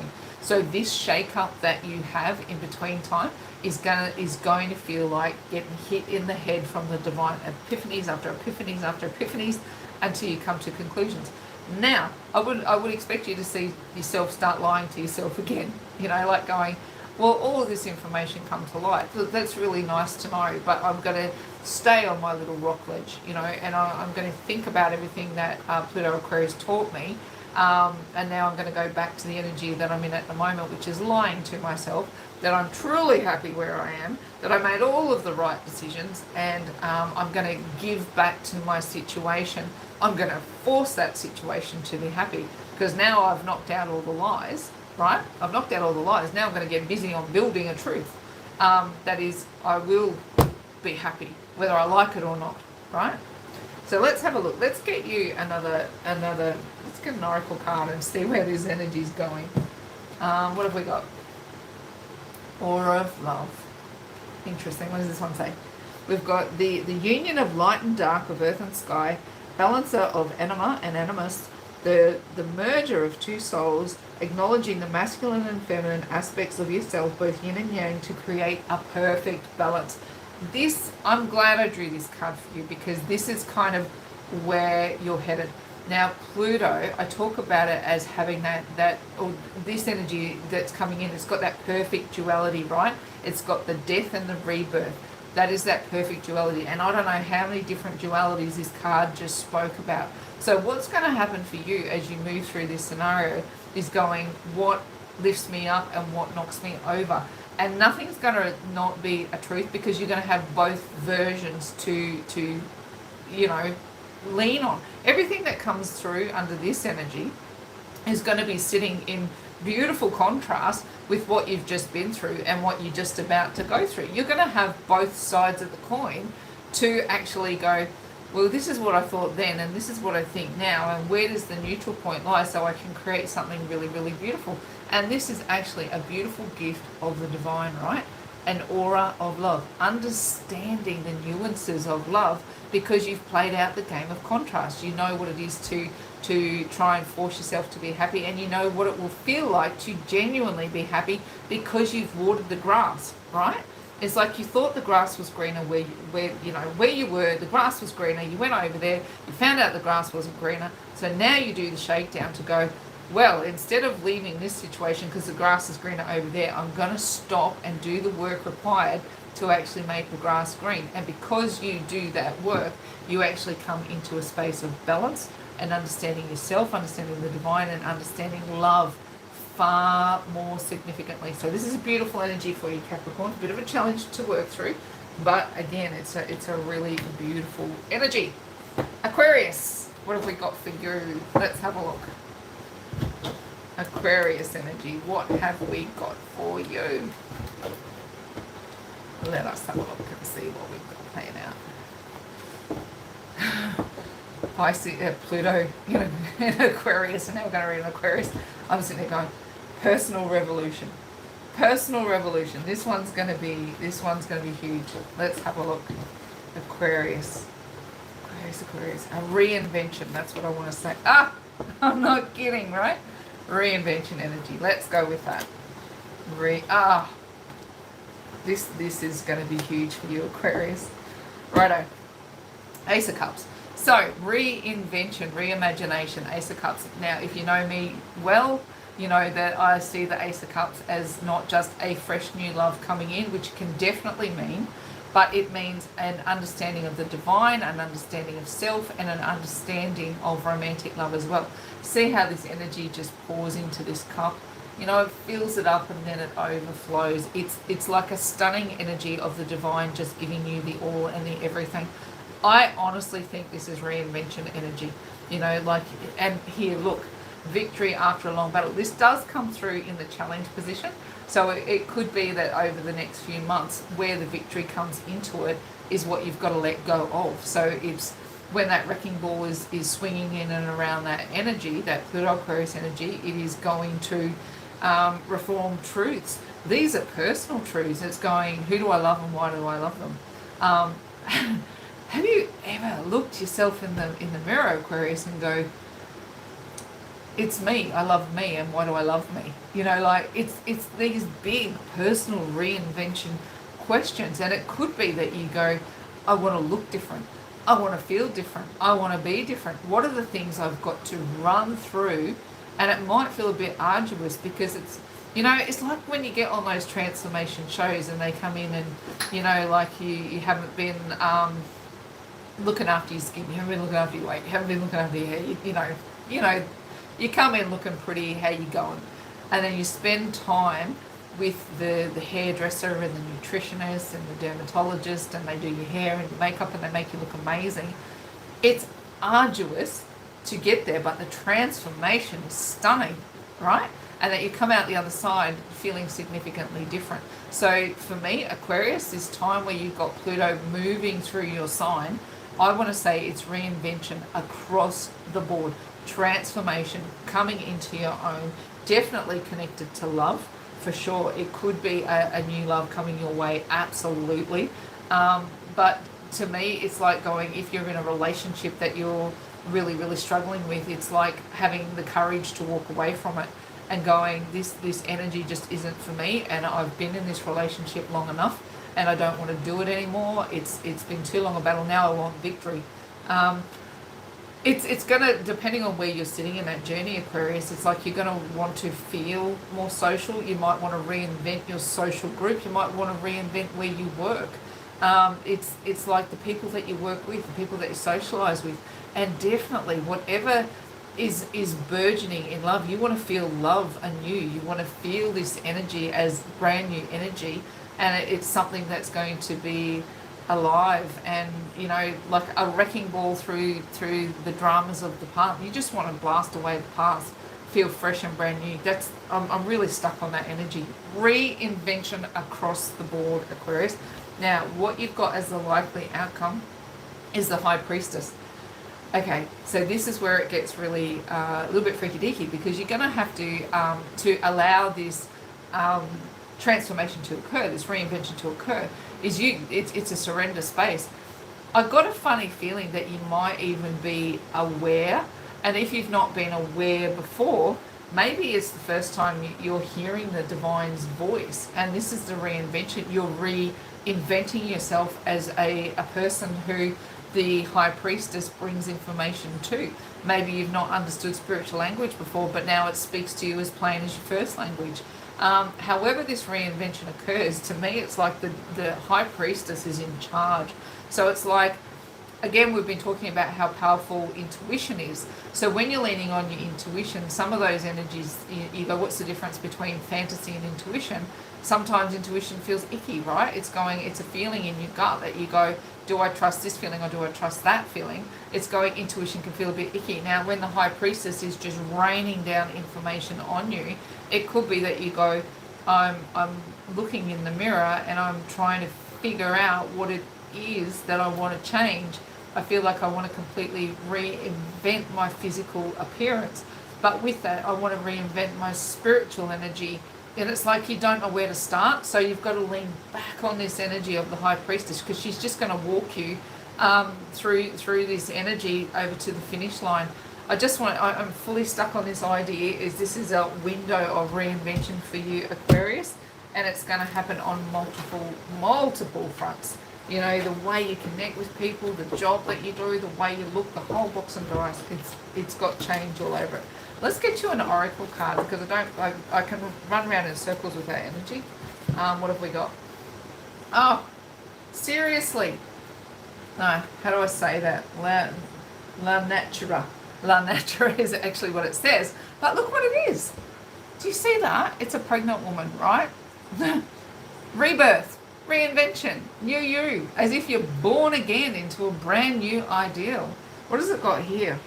You will give birth to something new, something beautiful. Oh my gosh. An idea manifests, the beginning of a new and wondrous journey. Blessings. That's what I'm picking up around you, Aquarius. 1000% a brand new you on every level. And even this idea that your physical appearance is going to change. I just feel like maybe you've been really hard on yourself of late and just going, you might not be seeing how beautiful you truly are, but during this process, when this wrecking ball comes through and it just clears away anything that is just not serving you. The lies don't work. There will be no lies. You will see yourself for the beautiful energy. Yes, Aquarius, call it the beauty that you are. You know, it will just shine magnificently. So allow this energy to just transform you from the inside out, and you get to become the all and the everything. Reinvention. Hold that as your word as this moves through that energy, Aquarius. I'm gonna check back in on Aquarius's energy through the month and just go, just see how that's tracking for you. It's a beautiful thing. It's a challenging thing, but it's a beautiful thing to feel like you're having a complete rebirth of the energy. Right, what have we got? Pisces. Let's have a look at what's going on in Pisces energy. Pisces. Feel like a fish out of water, right? You feel like a fish out of water. Nobody gets you at the moment, do they? Let's have a look. Look, these cards don't even want to shuffle. Let's have a look. Pisces, how are you traveling? Fish out of water, you're swimming upstream. That's how I'm picking you. Yeah, right? Offensive. Interesting. Let's have a look. Pisces. You just don't know what you're doing at the moment, hey? All right. It's an interesting energy. Let's unpack it. So it's like, as this energy wants to come through and clean house, you're like, no thanks. No thanks. I just, no. I really just don't want you to come in here and have a look at any of the mess I've got hiding. No thanks. You can just stay right over there. So to me, it's like, whatever's playing out against you right now, you really don't want to face up to how deep your feelings run. And I get the feeling that where you're at, you're not happy, that you want to leave the situation that you're in, or you want to transform it, one of the two. And it's like, but the way that this transformation is happening has got you feeling like, I don't like how that transformation is happening. That's not the transformation I asked for, universe. But this is what we've got to understand, Pisces, is going, when we set a course of events in motion, it's not up to us to tell the universe how it's delivered. You know, it's like, when we set our mission to Mars and we imagine what that future looks like, our job is to just stay on Mars, and then we look back and we go, righto spirit, build it out in front of me, I'll take the actions I'm directed to take. But it's not our job to put those actions to create the steps, right? When we start telling the universe how to build our life out in front of us with, sorry, I have to get this correct so I make sure that I'm saying it. So let's say, for example, I go, right, my mission to Mars is, all right, pink diamond guide. I want to be able to reach as the people that need to hear this message as freely as I can, and then and I sit in the message. I go, what is the message I want to deliver? Higher consciousness, and you know, the beauty of twin flame love, and understanding the divine, and all of those wonderful messages that I want to share with the world, right? And then I go to the universe. Now, how that needs to happen is that tomorrow I need to and then I start trying to tell the universe what the steps are to get me to where I need to go, instead of just going, all right, I'm going to sit in the fact that I've got a story to tell, and I'm going to see myself delivering this information to where it needs to go, and then trusting that the universe will give me the intuition and the course corrections necessary. So say I'm meant to tell my story on YouTube, but I think I'm so clever and I go, it's all got to be on TikTok, right? This is a very loose example. But and then I get out on TikTok and I'm putting all this energy and all this effort, and nobody's watching, nobody's listening. And then I start listening to my intuition and goes, Spirit needs you to be on YouTube. And then you start trusting that, and people start watching, start listening. You know, it's like, I don't know that that's the best example, but it's like trying to, and then, you know, if you go, well, I think this is how it's going to work, but then that will be very hard and you start telling the universe what your blocks are as well. The universe won't build out in front of you the steps that you need to get to where you are. And I think this is what you're doing. And I think I've gone a long way round about saying it in going, Pisces, I think what you really, really want is a healthy relationship where there's good give and take, and there's something about money wound up in this as well, where you want you want a level of security, and you want a process where you're respected. I just get this money and love, and you know, it's like I get the feeling that even sexual energy at the moment is out the window, but you've got an idea of how you want it to be. And I get the feeling you're telling the universe, I want all of these things, but this is how you have to bring it, instead of letting the universe just take you there, right? You know, it's going, well, I want to have a great sex life, but it will only happen is if this person shows up at this time wearing this thing, and that they've showered it this way, and they smell that way, and you put all of these conditions around intimacy that the universe doesn't understand, instead of allowing, going, all right, the universe, I want to have this amazing connection with somebody, and I'm going to trust you to take me there. I'm going to trust you to put the steps in place. And it's, you know, not telling the universe that they probably won't like the fact that I have an extra roll on my tummy when I take my shirt off. You know, why are we telling the universe these things? Why aren't we just sitting in the idea of going, I want this level of connection in my life, and I trust you to take me there, right? Instead of telling all the reasons why it won't happen, trust the universe to take you there. I just get this lonely feeling with you, Pisces, like you're trying everything that you can, and I might be giving terrible analogies here, but it to me, that's what your energy feels like you're a fish swimming upstream, and you cannot get a clear message across to save yourself. And when the message gets so cloudy, then things start happening to you that you just go, well, that's not what I asked for. And Spirit's going, well, actually it is what you asked for, because you put all these blocks in the way of us building the life that you want, right? You're overthinking the crap out of it. You're just telling us where all of the blocks and all the challenges are, instead of just going, I want to flow with the energy, right? You're swimming upstream, and you're sitting in a pessimistic frame of mind that's actually putting blocks in the way towards getting the connections that you want. And it's like, oh, it does. It feels like fish out of water, fish swimming upstream. Now, I know I went a long way to explain that energy, because that's what this energy feels like.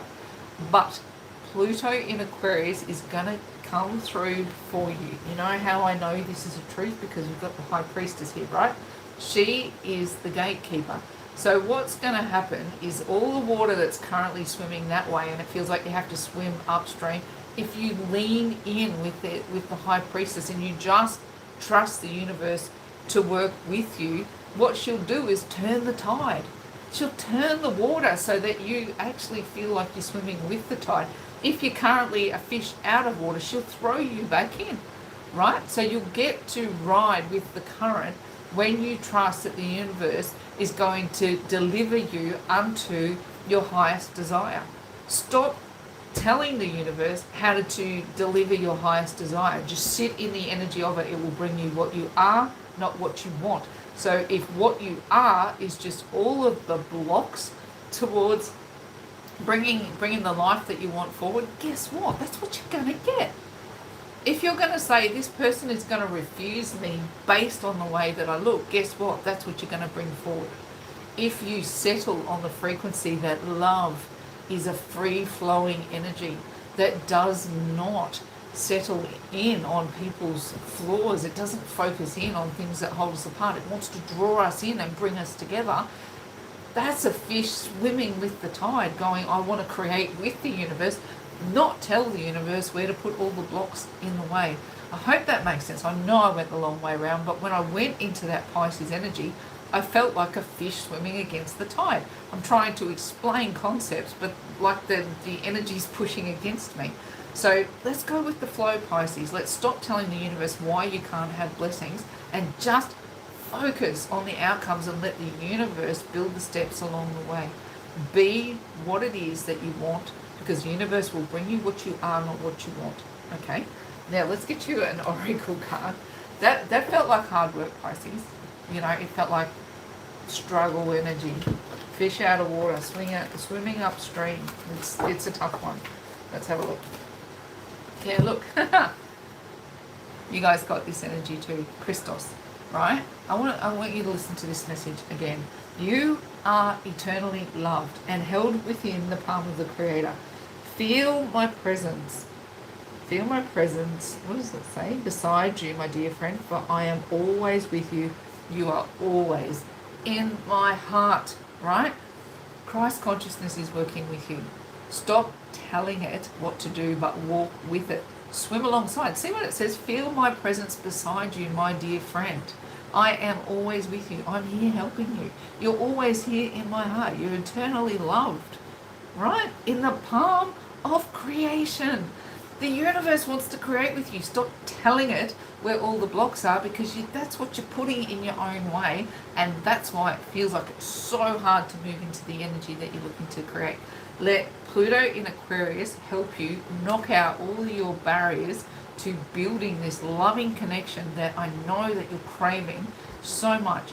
You are lovable. Look at this. You are eternally loved, right? So whatever little flaws you're perceiving exist within you, this is the time where you lay them down, you hand them over to the Christ, because he will carry them on your back. Do you know what? I have this little thing, how I work with the Christ is when I'm struggling with the concept. I call it, it's the backpack, right? Like I'll climb a ladder and I'll get into meditation. I've got my backpack with my struggles on my back, and in it, I pack into it any crappy thoughts I've got about myself, any struggles that I'm having with my family relationships, whatever. My backpack is loaded with that stuff. What I do is I get into meditation and I climb a ladder, I sit with the Christ, and he takes that backpack off me and we unpack it. This burden is not too much for him to bear. It's too much for us to bear on our own, but he'll take it off you. Take the backpack to him. He'll help you. I promise you do not have to put all these barriers in your way when he's more than happy to take them away. So get with the flow. Be a fish that swims with the tide, not against it, because that's what he wants to deliver you into. Righto, Pisces. So we've got Aries, Taurus, and Gemini. Now, Aries, let's have a look into your energy and see what we've got going on there. Aries energy, what have we got? Lots in Aries at the moment. Hey, the sun's in Aries. We've just had a new moon in Aries. We've got Mercury in Aries. We've got Jupiter in Aries. A lot of Aries energy. Okay, so that's like active, energetic, direct. What have we got? You know, what is the other big one that I want to talk about? Oh, yeah.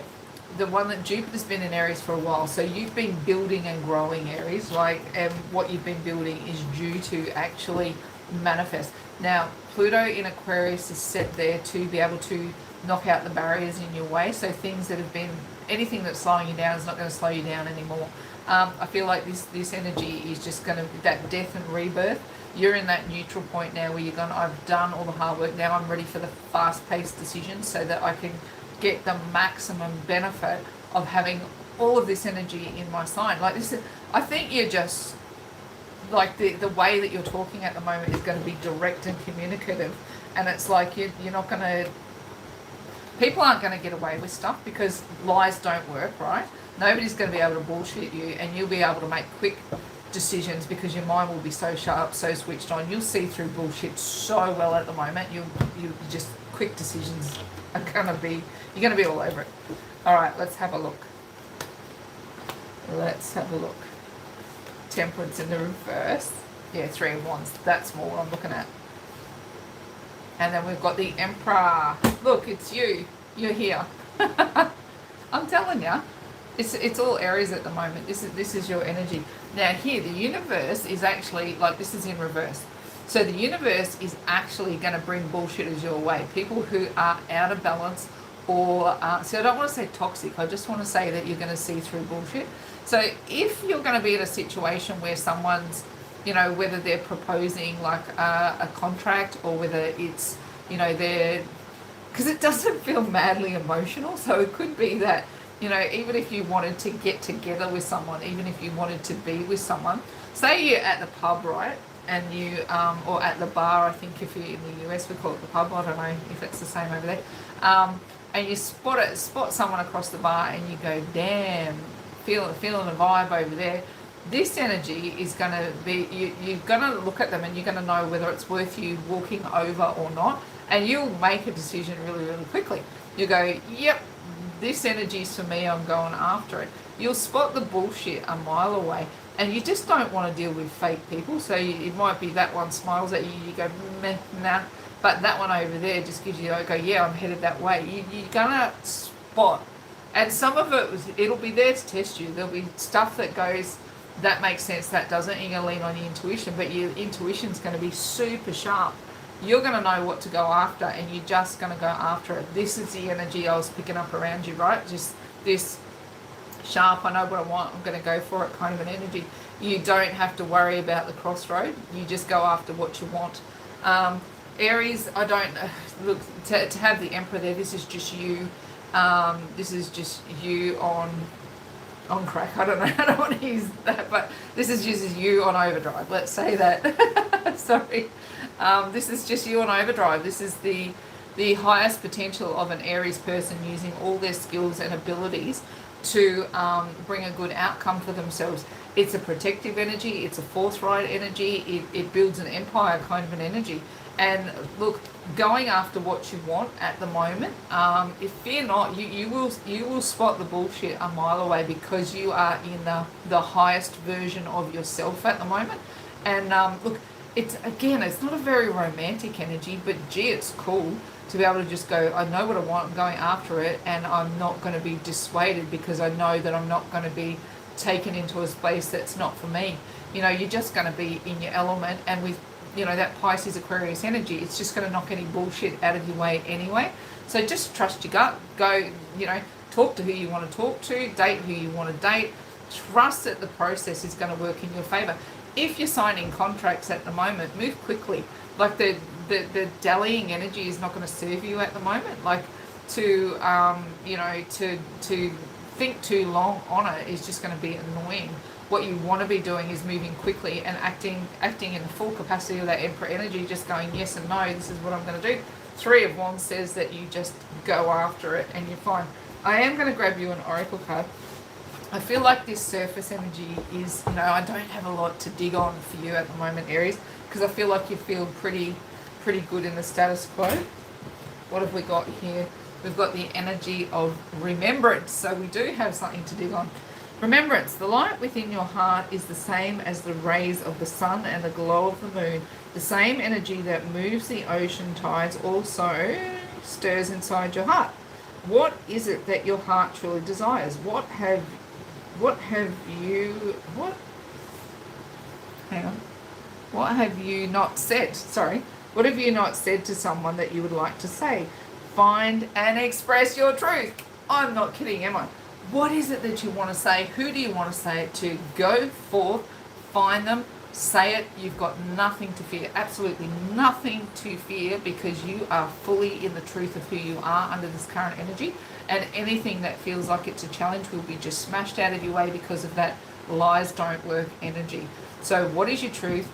Who do you got to say it to? Go forth and conquer. Is this someone from your past that you didn't tell that you love them, that you just want to say, I love you, I've missed you, I want you to come back? Or is this someone new that you've got your eye on, and you know, you've been waiting for the green light go to go forth and tell them, I'm really interested in being with you. However this energy is playing out for you, Aries, this is if you've been waiting for a sign for a green light go, this is it. Go forth and conquer. Rightio. What have we got? Taurus. What have we got in Taurus energy? And I know my lovely daughter's been patiently waiting there for the Gemini reading, and it's always it's always the last one, but let's look at Taurus energy first. Taurus energy, what have we got? Taurus energy, what's going on around you? What I want to say, you see, you're getting very, very serious, Taurus, about possessive of your time. And I want to say that you're really, really concerned about things that last a long time. You don't want things for a short time, you want things for a long time at the moment. And because of that, you're possessive about where you're putting your time and attention to. And I want to call you out as being a little bit moody at the moment, because people will piss you off easily, because you don't need time wasters at the moment. Let's have a look what's going on around you. We've got the Hermit in reverse, right? Don't mess with my time. Time is a thing with Taurus. Okay, let's have a look. Look, I feel like I got this one pretty spot on. The Hermit in reverse is just going, do not waste my time. My time is precious. My time is valuable. The time that I need to have by myself, I do not want it interrupted. See, when the Hermit comes through the right way up, it's kind of like you leave your light on, even though you're retreating from the world. You know, you've got the lantern on that says to people that they're still welcome to come and say g'day, but like essentially I'm growing and learning and ascending. This is bugger off. This is bugger off. It's do not disturb on the door. It says I'm just, you know, I'm really, really possessive of my time at the moment, because I get the feeling that you've been through a lot and you're trying to recover after what feels like it's been an extended episode where you might have been hurt, it's knocked you to your knees and you're struggling, but you don't want to feel like a victim. You don't want to be talking to other people going, oh my God, my life is so crap, and you know, like I get the feeling you don't want to wallow, but you do. Like in this energy, you're going, how am I going to rebuild myself into the kind of person who will have longevity in whatever it is I do? I feel like Taurus, you might have, you know, it could be I'm reading for a couple of different versions, but it feels like you've had hits on more than one front. Like it's like, you know, maybe things got tough at work, so you started to worry about money, which then affected your relationship, which then put you into a state where you were really thinking of going, you know, like, what's this all about? Why am I bothering?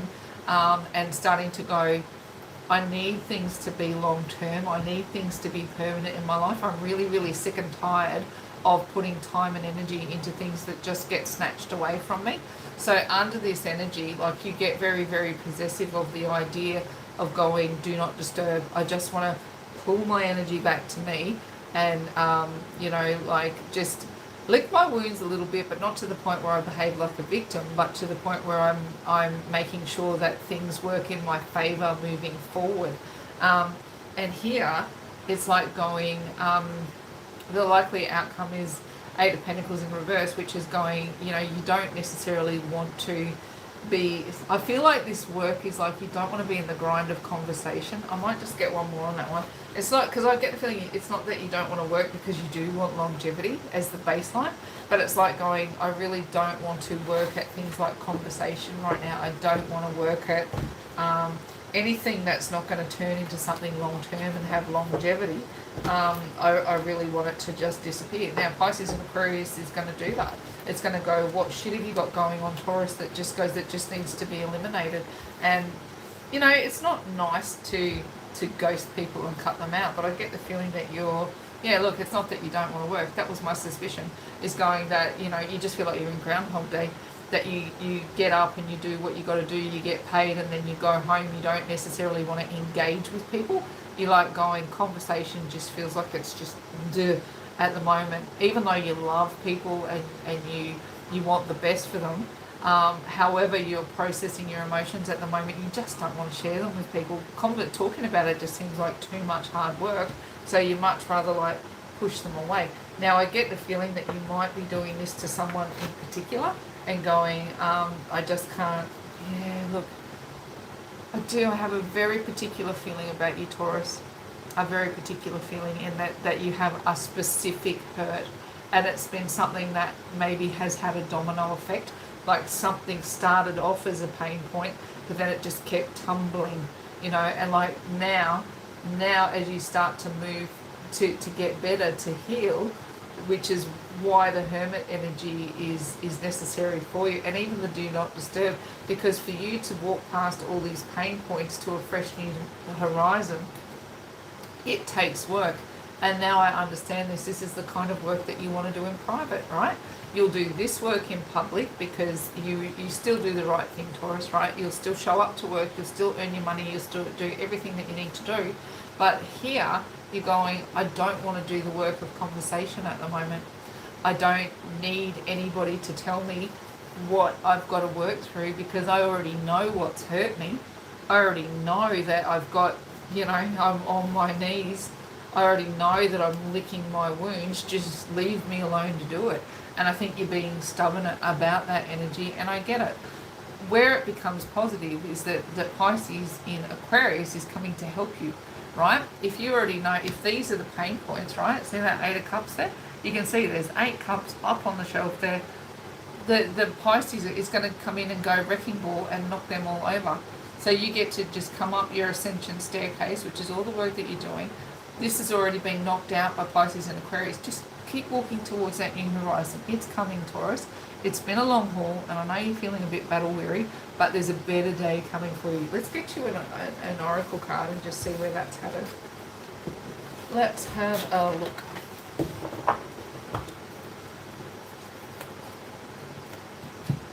Oh, see, I called you stubborn, which was probably a bit harsh. Christ calls you patient, right? This is an energy of patience, and it is a journey that you're taking independently, that you're working through, and it's a process of getting up every day. And see that Knight of Pentacles energy, where is he? You know, like, this guy is the most patient dude you'll meet. He is stubborn, he is tenacious, he does dig in, but he's patient. You know, he knows that if he just gets up every single day and he works towards a singular goal, that eventually he's going to get to where he's going. This guy, he is stubborn, he is patient, he is tenacious, and so are you, Taurus. Let me read what's on the back of this one. It says, you are entering a time of great love and peace. Be patient and allow the current storm to clear. Resurrection, no more wounds, only love is predicted for the future. I'm telling you, Taurus, keep doing your work. See this?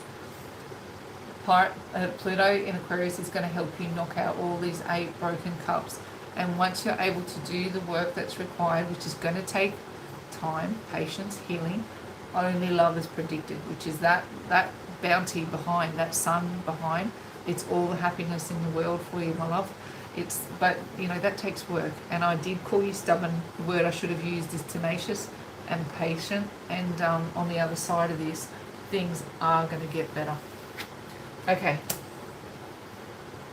Drum roll.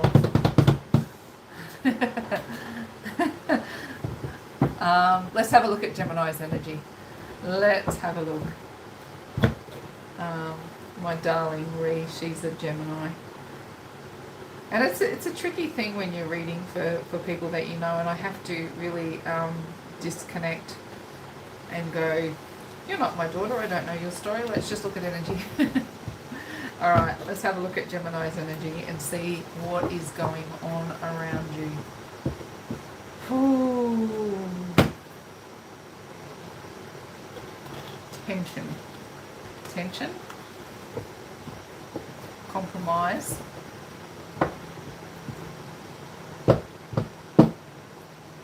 I'm gonna say you're bringing in that yeah, look, here's why I went there. I didn't even say it, did I?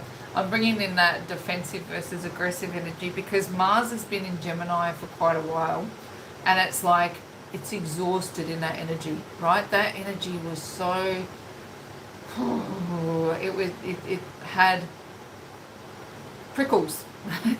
It had fire, it had tenacity, it had challenges. If we were going to fight with people under that, you know, it was coming in with that Mars in Gemini, you know, heightened communication.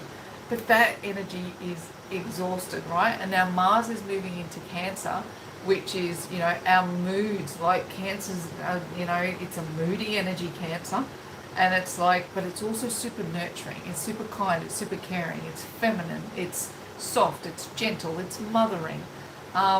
Cancer is going to embrace Mars and go, you've had a rough run through Gemini, haven't you, Mars? Right? So it's going to start to soften the mood of the energy for Gemini, right? They're going to get that big influence removed, which is, you know, will be sweet relief. But, right, now my sweet, loving Geminis, we do know that you can tip to either side of emotion. Now, what we've got moving in, Pluto in Aquarius, is going to tip on that duality energy. So we're going to have push-pull energies. Now, you have to be very, very careful to not let your moods dictate your actions, right? Easier said than done, right? Throw that out there, Suze. Defensive versus aggressive. So things are going to come your way that are going to, you know, I get the feeling that, I want to say you compartmentalize, but you don't do it well. And the second that somebody, it's like a hairpin trigger to dive into the compartments, right? You run for those compartments. The second someone triggers you, you can grab those compartmentalized feelings and throw them forward. That's going to be your challenge. My gut feeling is going to be defensive, not aggressive when you feel triggered, and to not let your moods dictate your actions. Now let's grab some cards on that one and see what we've actually got there. Let's have a look, Gemini. Hairpin triggers is that's what I'm going to call your reading, hairpin triggers. Let's have a look. We've got the Emperor in reverse. We've got the Six of Wands as the challenge. And we've got the likely scenario as the Seven of Swords. This reading doesn't surprise me, right? The energy that you've just been through is bloody exhausting, right? You know, it's exhausted. But now what it wants to do is make you snappy and aggressive. Now where this becomes a struggle for you, you've got the Emperor in reverse playing out against you. Now, Aries, right, loves the Emperor. The Aries and the Emperor are best buds.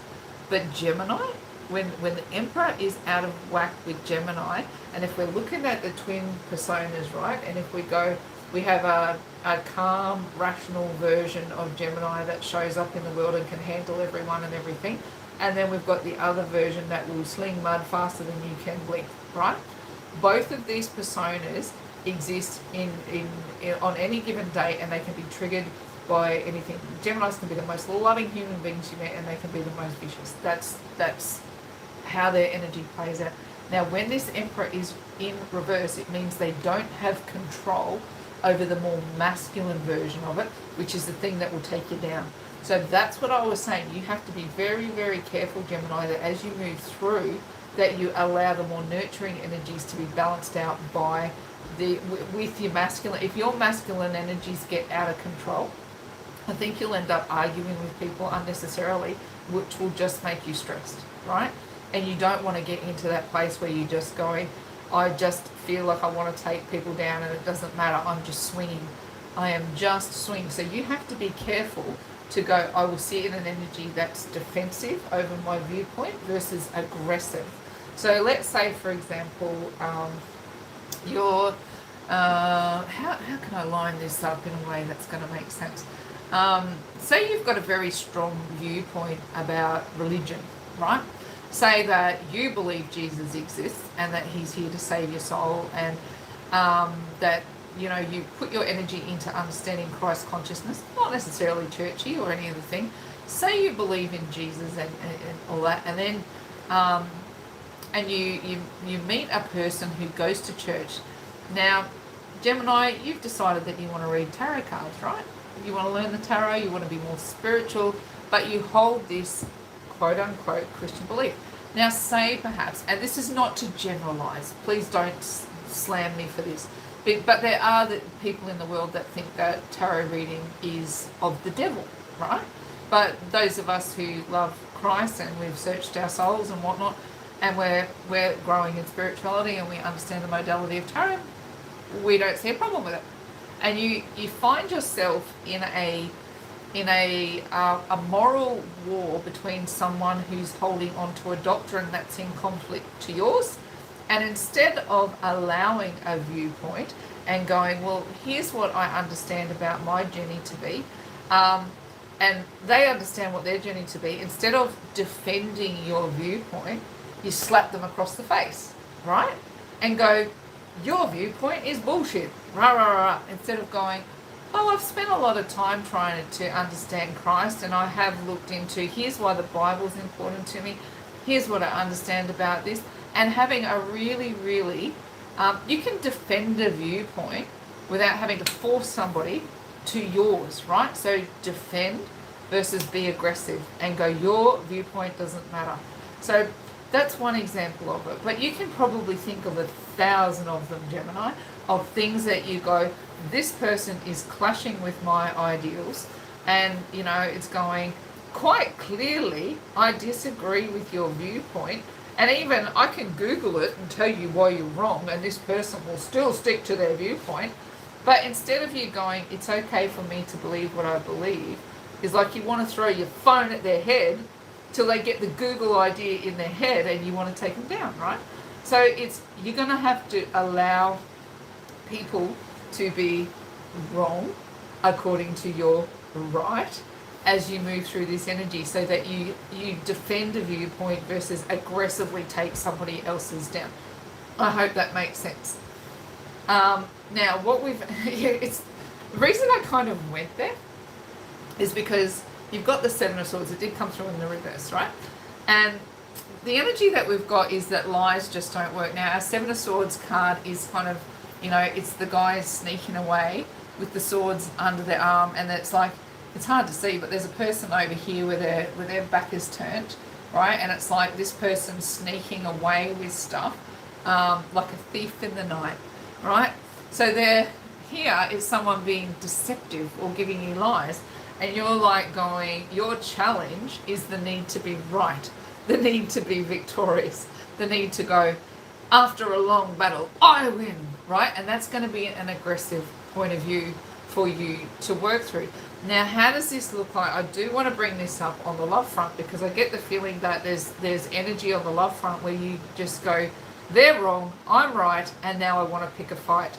You're going to have to be very, very careful about the way that you move through that energy, because what Pluto and Aquarius will do is go that if in fact you are correct, right? If in fact you are correct, let the universe do the correction for you, all right? Defend your ground when it's necessary, but you do not have to make them believe what you believe. If the truth is with you, the universe under this energy will actually do the work on your behalf. Your job is to align with it, not to become the wrecking ball yourself. I hope that makes sense, because that's what the temptation is going to be, right? See this? You had the Emperor in reverse, and you had, if the Emperor is going to be the wrecking ball, the challenge is that you won't quit until you win, and you are going to assume that everyone else is wrong and you're right. You could be, You could Google it and you could be correct and you could throw the phone at their head, but it's not going to get you what you want, right? You want them to come to the conclusions of the truth of their own accord. And they're going to go through their own version of lies don't work over in their scenario. They don't need you, Gemini, to hit them over the head with the truth of it to make it correct. I hope that makes sense. Now let's get you an oracle card to see if we can give you a little more insight on that energy.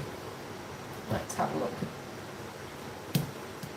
Ooh, sensuality.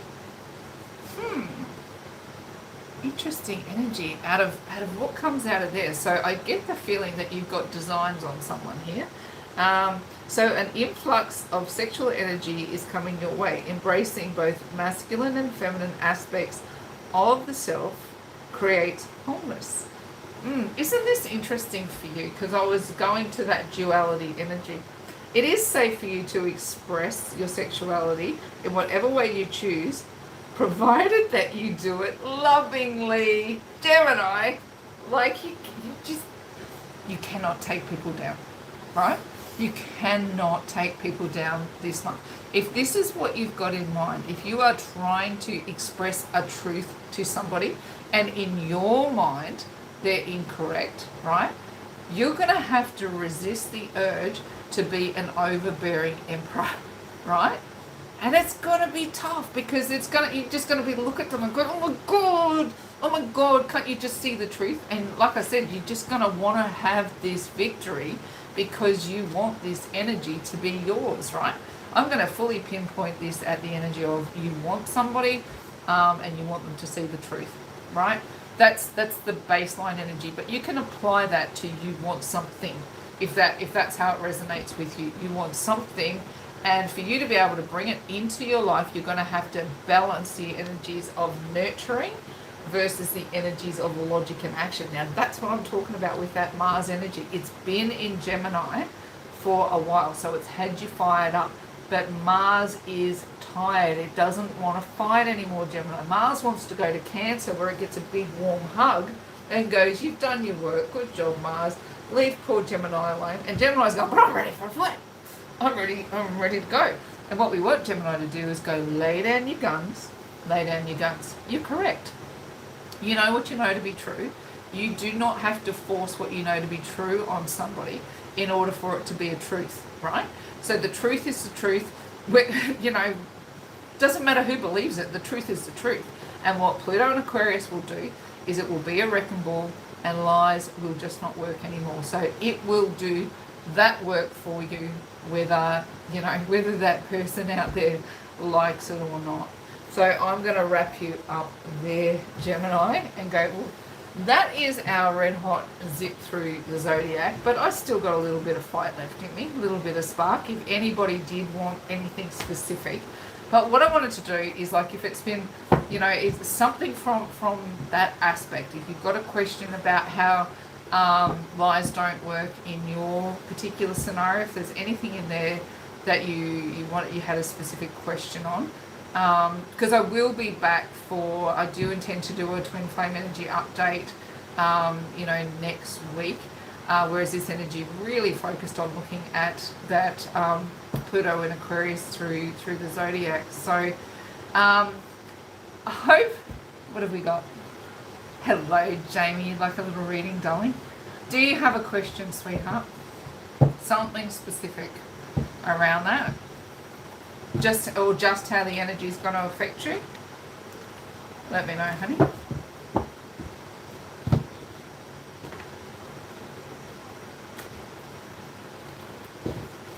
Just any message. Okay. All right, darling. Spirit loves you. That's your first message.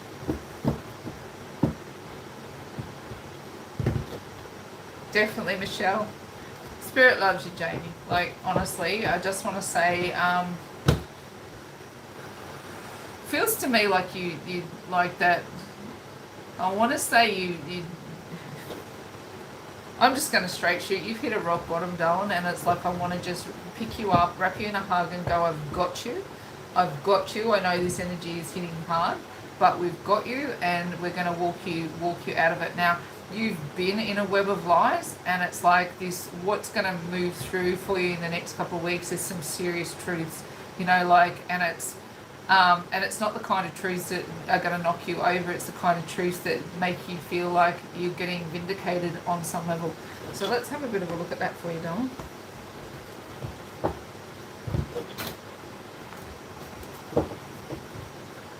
All right. Yeah. Oh gosh, they're all coming out upside down, darling. Yeah. Look. This is what I was looking to see, is that there was some level of vindication. I know you can't see the cards. I promise I will explain them. Okay. All right. So look, you've been fighting really, really hard for your situation to change, and it's like that energy is still building and still growing, and it's not quite ready to manifest yet. But what I'm going to suggest to you is you've probably got. I want to say you've probably got 2 cycles of this to go. So I'm going to say the second half of the year is going to look really, really different for you. What the problem is at the moment is you don't have all the right elements lining up. Now, for you to really make change, it means you've got to get all of the right pegs have got to be in the ground at the same time. And what I'm picking up for you is like you get one peg in the ground, and then you go to put the other peg in the ground and somebody rips up the first one. So it's like as you go around trying to build structure, people are sort of knocking down what you've built as you go. My gut feeling is that you need an intervention on that point. It's like you need somebody to watch the peg in the ground while you go put the next one in, and you know what I mean? It's like that you have some level of support as you start to build the next chapter of your life. Look, I want to say to you, like under this energy, like your maternal energy is really, really strong. You've got the Empress in the soul space. Now, 2023 is a 7-year, right? So it's going to bring you into the truth of who you are. So this fight that you've had to be able to bring spirit and the earth plane together is going to start to make some more sense, right? And you're not going to have to fight as hard for it as this year progresses. Now, I get the feeling at the moment you're rejecting signs from spirit and like trying to manhandle things into place.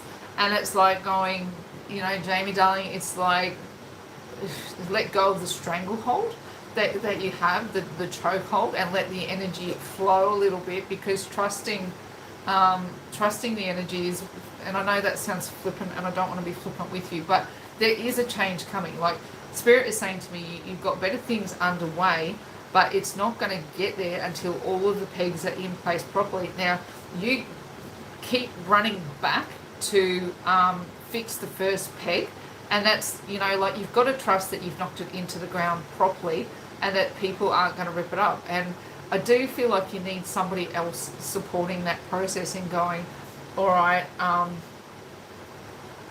like, this question around, you've got these big feminine energies, right, of going, mothering is really, really important, but at the moment I want to call out that on some level it's like I feel like I'm failing. I feel like I can't get traction. I can't do the things that I need to do in order to turn my life around. And Spirit's going, we fully acknowledge that.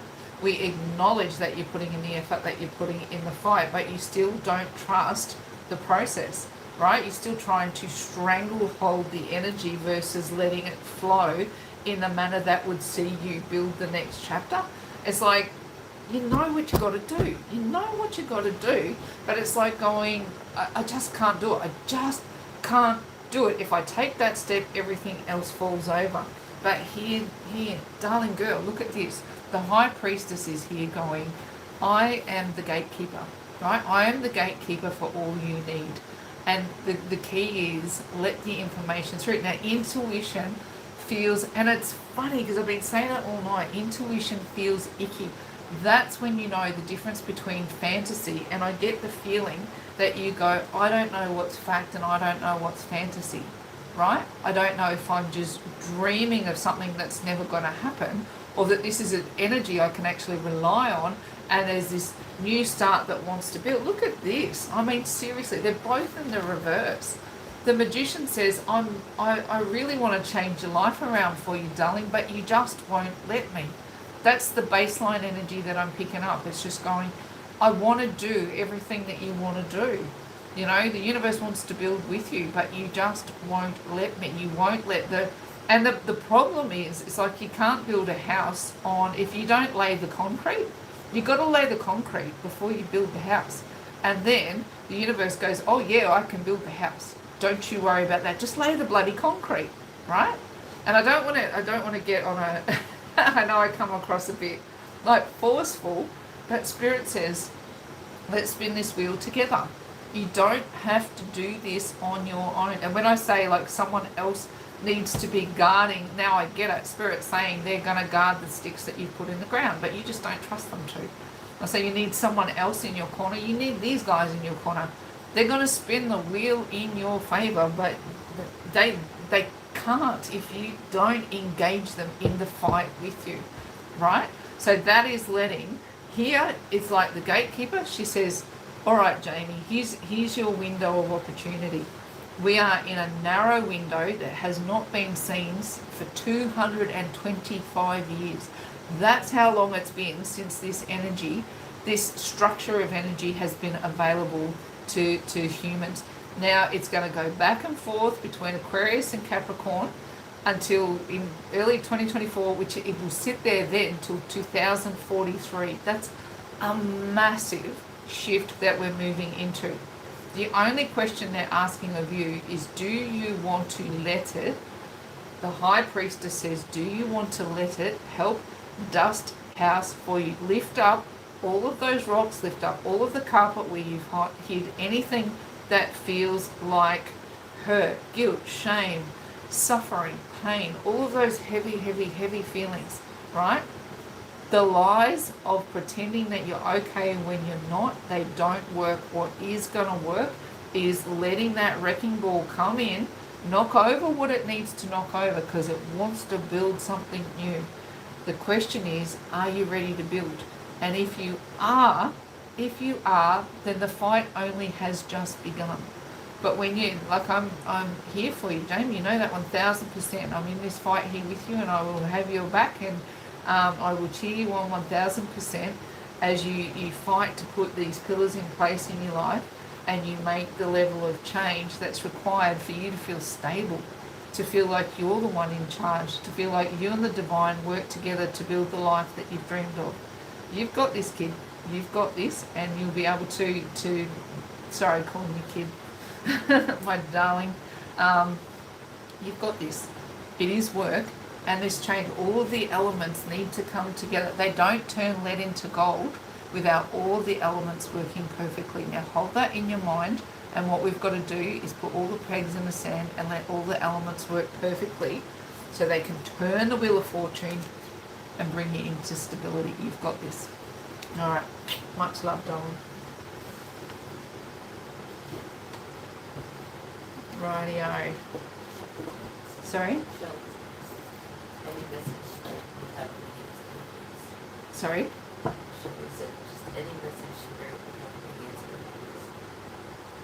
Any message Spirit would have? Have her here today. Oh. You're welcome, honey. Mwah.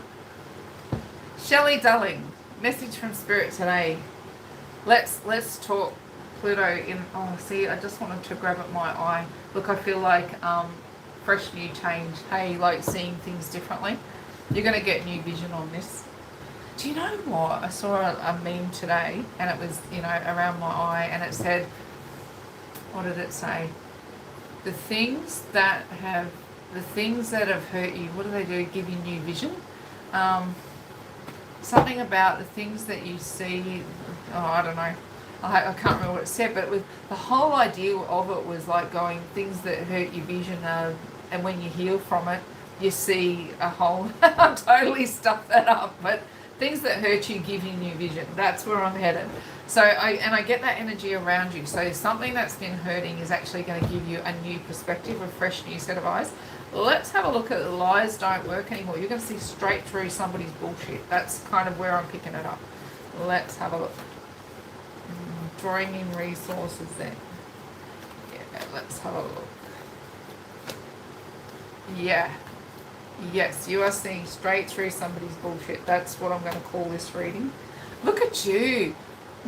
Evolving much. This is your likely outcome, darling. Under this Pluto Aquarius energy, you come out as the Empress. So that's your likely outcome energy. And that's a true emergent energy. Like you're connected to the cosmos, connected to the earth plane, birthing some new ideas. This is actually the perfect energy under that window because it wants to knock something down in order to build something new up. And I keep wanting to, it's funny, I keep wanting to grab at my eye when I'm talking to you. Now, what you've got is the push from the universe. This actually came through in the reverse. So it's like going, letting something go. Like this card is normally the ideal of bringing resources towards you. But under this energy, it would be about letting something go and not panicking about it, because this energy says that you do it deliberately. You take charge, like you swing a sword at it and you just go, I really don't need this anymore, and you do it in a very, very deliberate way. I even picked this up as going, negotiating something where you're prepared to lose a bit of money in order to get your peace of mind. So it might be the finalization of a contract or a settlement or something of those degree, where you actually go, I'm going to take a really proactive stance on this, and I don't mind if I lose a bit of money in order to gain my peace of mind. So as Pluto swings its wrecking ball, it's like, to me, it's like you're in a very determined frame of mind, and you're like going, I'm just not going to panic about what I've got to cut off in order to move myself forward. Now, what you've got in the soul space is Wheel of Fortune. So that's spinning in an absolutely positive direction for you. So it's like, again, it's like this idea of, I don't know, I've got a funny feeling about this Wheel of Fortune, that you lose money and then gain it. It's like so you might have to pay someone a fee, right? You might have to pay someone a fee to swing a sword, but the result of it is you don't just get peace of mind, you get a return of fortune as well. Look at this. So it's like the challenge is whoever's been putting the swords in your back. So whoever has been feeding you bullshit, whoever has been messing with your sense of balance and feeling of well-being is actually going to meet. It's like, see this guy, it's like taking down the other party who's been trying to, anyone who's been telling lies and bullshit around you, you've got all the capacity that you need to sort that out. Interesting, you got the Hangman in there as the advice from Spirit. So it's like, they're telling you to be passive because everything's actually in your favor. So, but this, I know I've just said this is proactive, right? This says go forth and swing your sword and cut away, but it's not like a punch on. It's not like a,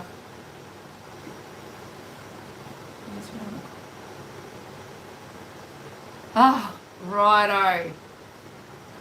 Got you. Relax. I get it now. I get fully what you're saying. So relax. All is well. The Empress wins this round, and like you come into your own, and it's like that lead up to the process. Sometimes it costs you in order to gain, but the gain is all in your favor with that one. That feels like that was what was at the heart of your reading there, darling. I think that's the key and the crux of that. I might just grab like an oracle and just go, oh, you got remembrance. That came through earlier. What does it say? Find and express your truth. That was the baseline of that meeting.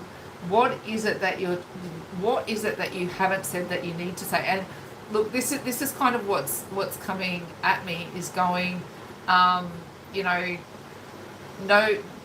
bullshit, right? No bullshit. It's like anyone who comes at you with that feels like it's any kind of trying to tie your head up in a mental pretzel, and like you know this, and you recognize it really, really quickly. And it's like, to me, it's like going unpack it just as quickly as you swing a sword of truth at them. because lies don't work in this scenario. The truth is going to win out, and just remember how to negotiate with the divine, like trusting your intuition. But I think this one feels like a positive outcome on your behalf. I love seeing that Empress energy there, because what it tells me is that you're letting the universe push you, but you're trusting that grounded feeling of being in tune with the planet. So I think you're good. You're good on this one, and just don't let them lead you up the garden path. That would be the baseline. Hope that helps, darling.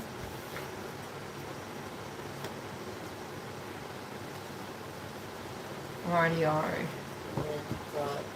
Michelle? Yep. We'll go with you. Okay. Hey Michelle, how are you, darling? What did you want to know today, sweetheart? Was there something in particular?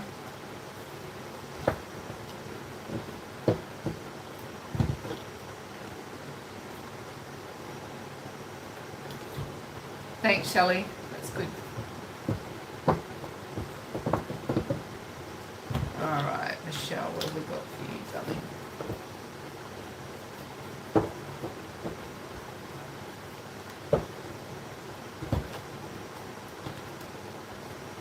Let's have a look. Is Michelle still with us? All right. I'll just do a little reading and let's have a look. What do we got, Michelle? Sorry? She comes. Yeah, for sure.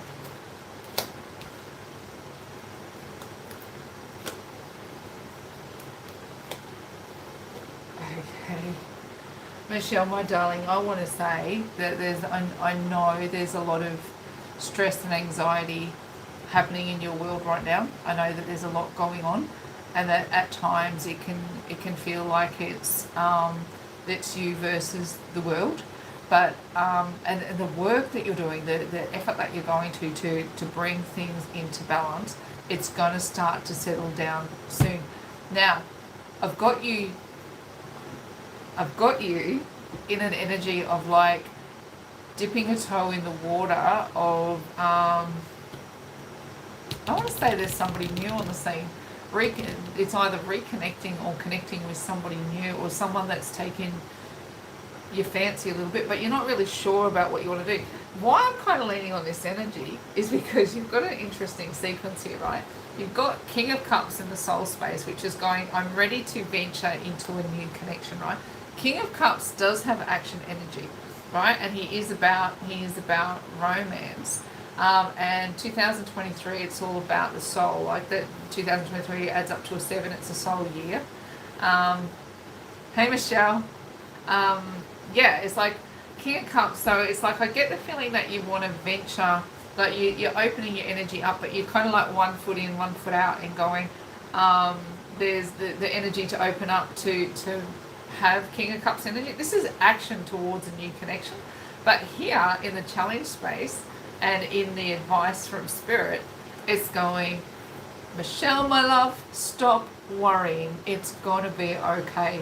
It's okay to let this energy fill your cup. It's okay to let this energy feel good. It's okay to experience yourself in a new light, and to get to understand that the feeling of give and take between you and the divine is a healthy experience. The give and take of a new connection, and looking yourself in the mirror and knowing that you are absolutely wonderful just the way you are.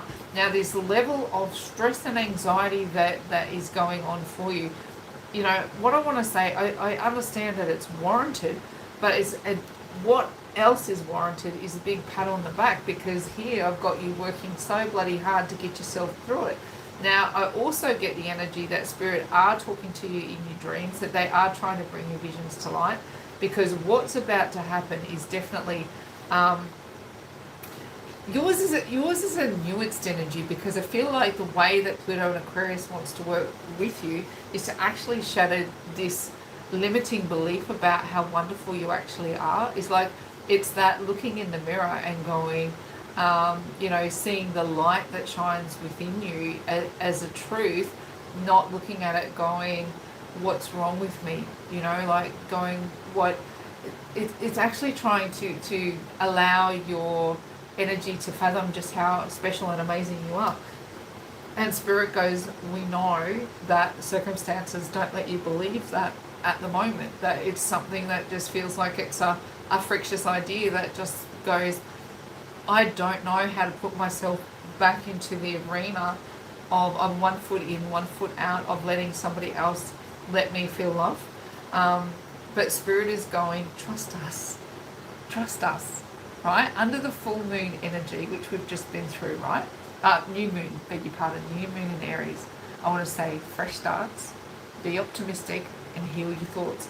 And the thought that really wants to be addressed is that you're wonderful, the divine loves you, that we can fill your cup at any point you decide you want it. We just want you to decide that you want it, right?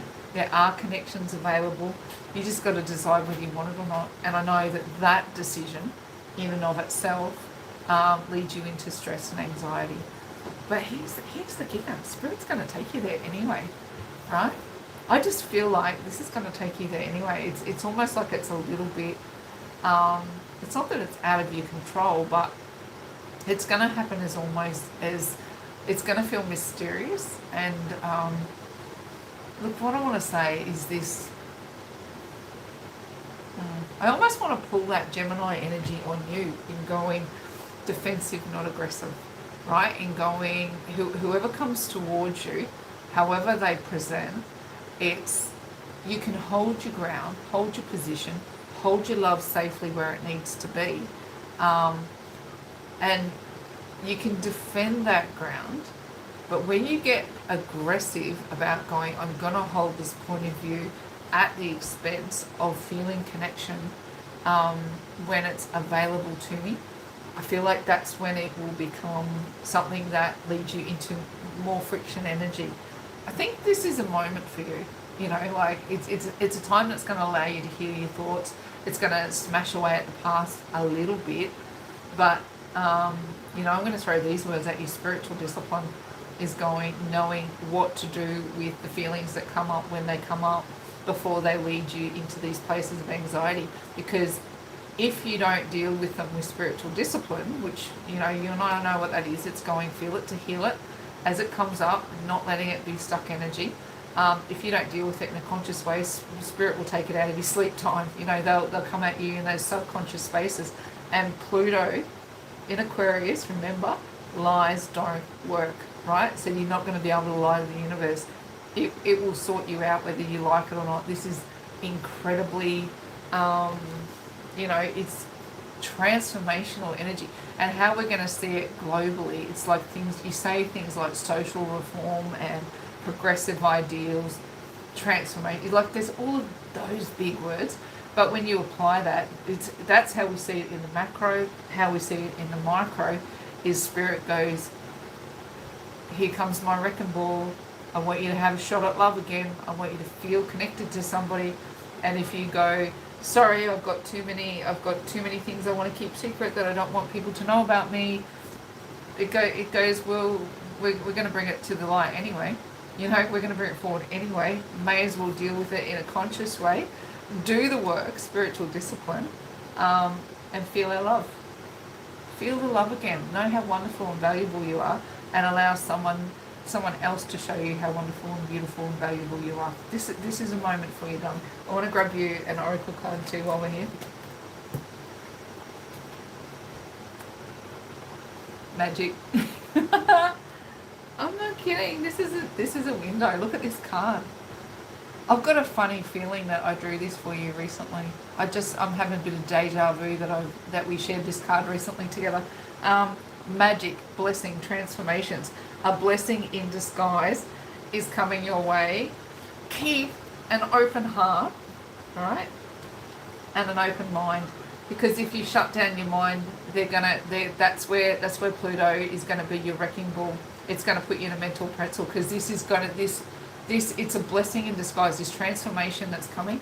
I wasn't kidding, when I'm going Pluto in Aquarius, it has that big social progression idea, and you use words like transform, reform, improve, You know, like, and here you go, you drew this card, I'm not making it up. Can you see it? Transformation. I know it's back to front there, but you can make it out. It's happening. It's happening. The key is, do you want to surrender willingly, or go kicking and screaming? That's the kicker. All right, darling. I hope that was a little bit helpful, and you know, we will stay in touch. And as always, I'm your cheer squad, and I look forward to beautiful things for you. All right. I think we might wrap that one up there. That's been a long reading, but so worth it. I think those energies are so worth exploring. And like I said, I'll be back hopefully next week with another live session where we look at twin flame energy updates. And in between time, anything that we manage to bring forward as organised as we can get. But I do thank you guys for hanging in. That was a really long reading, and you know, hopefully we get to talk to you really, really soon. Mwah. See you guys. Bye.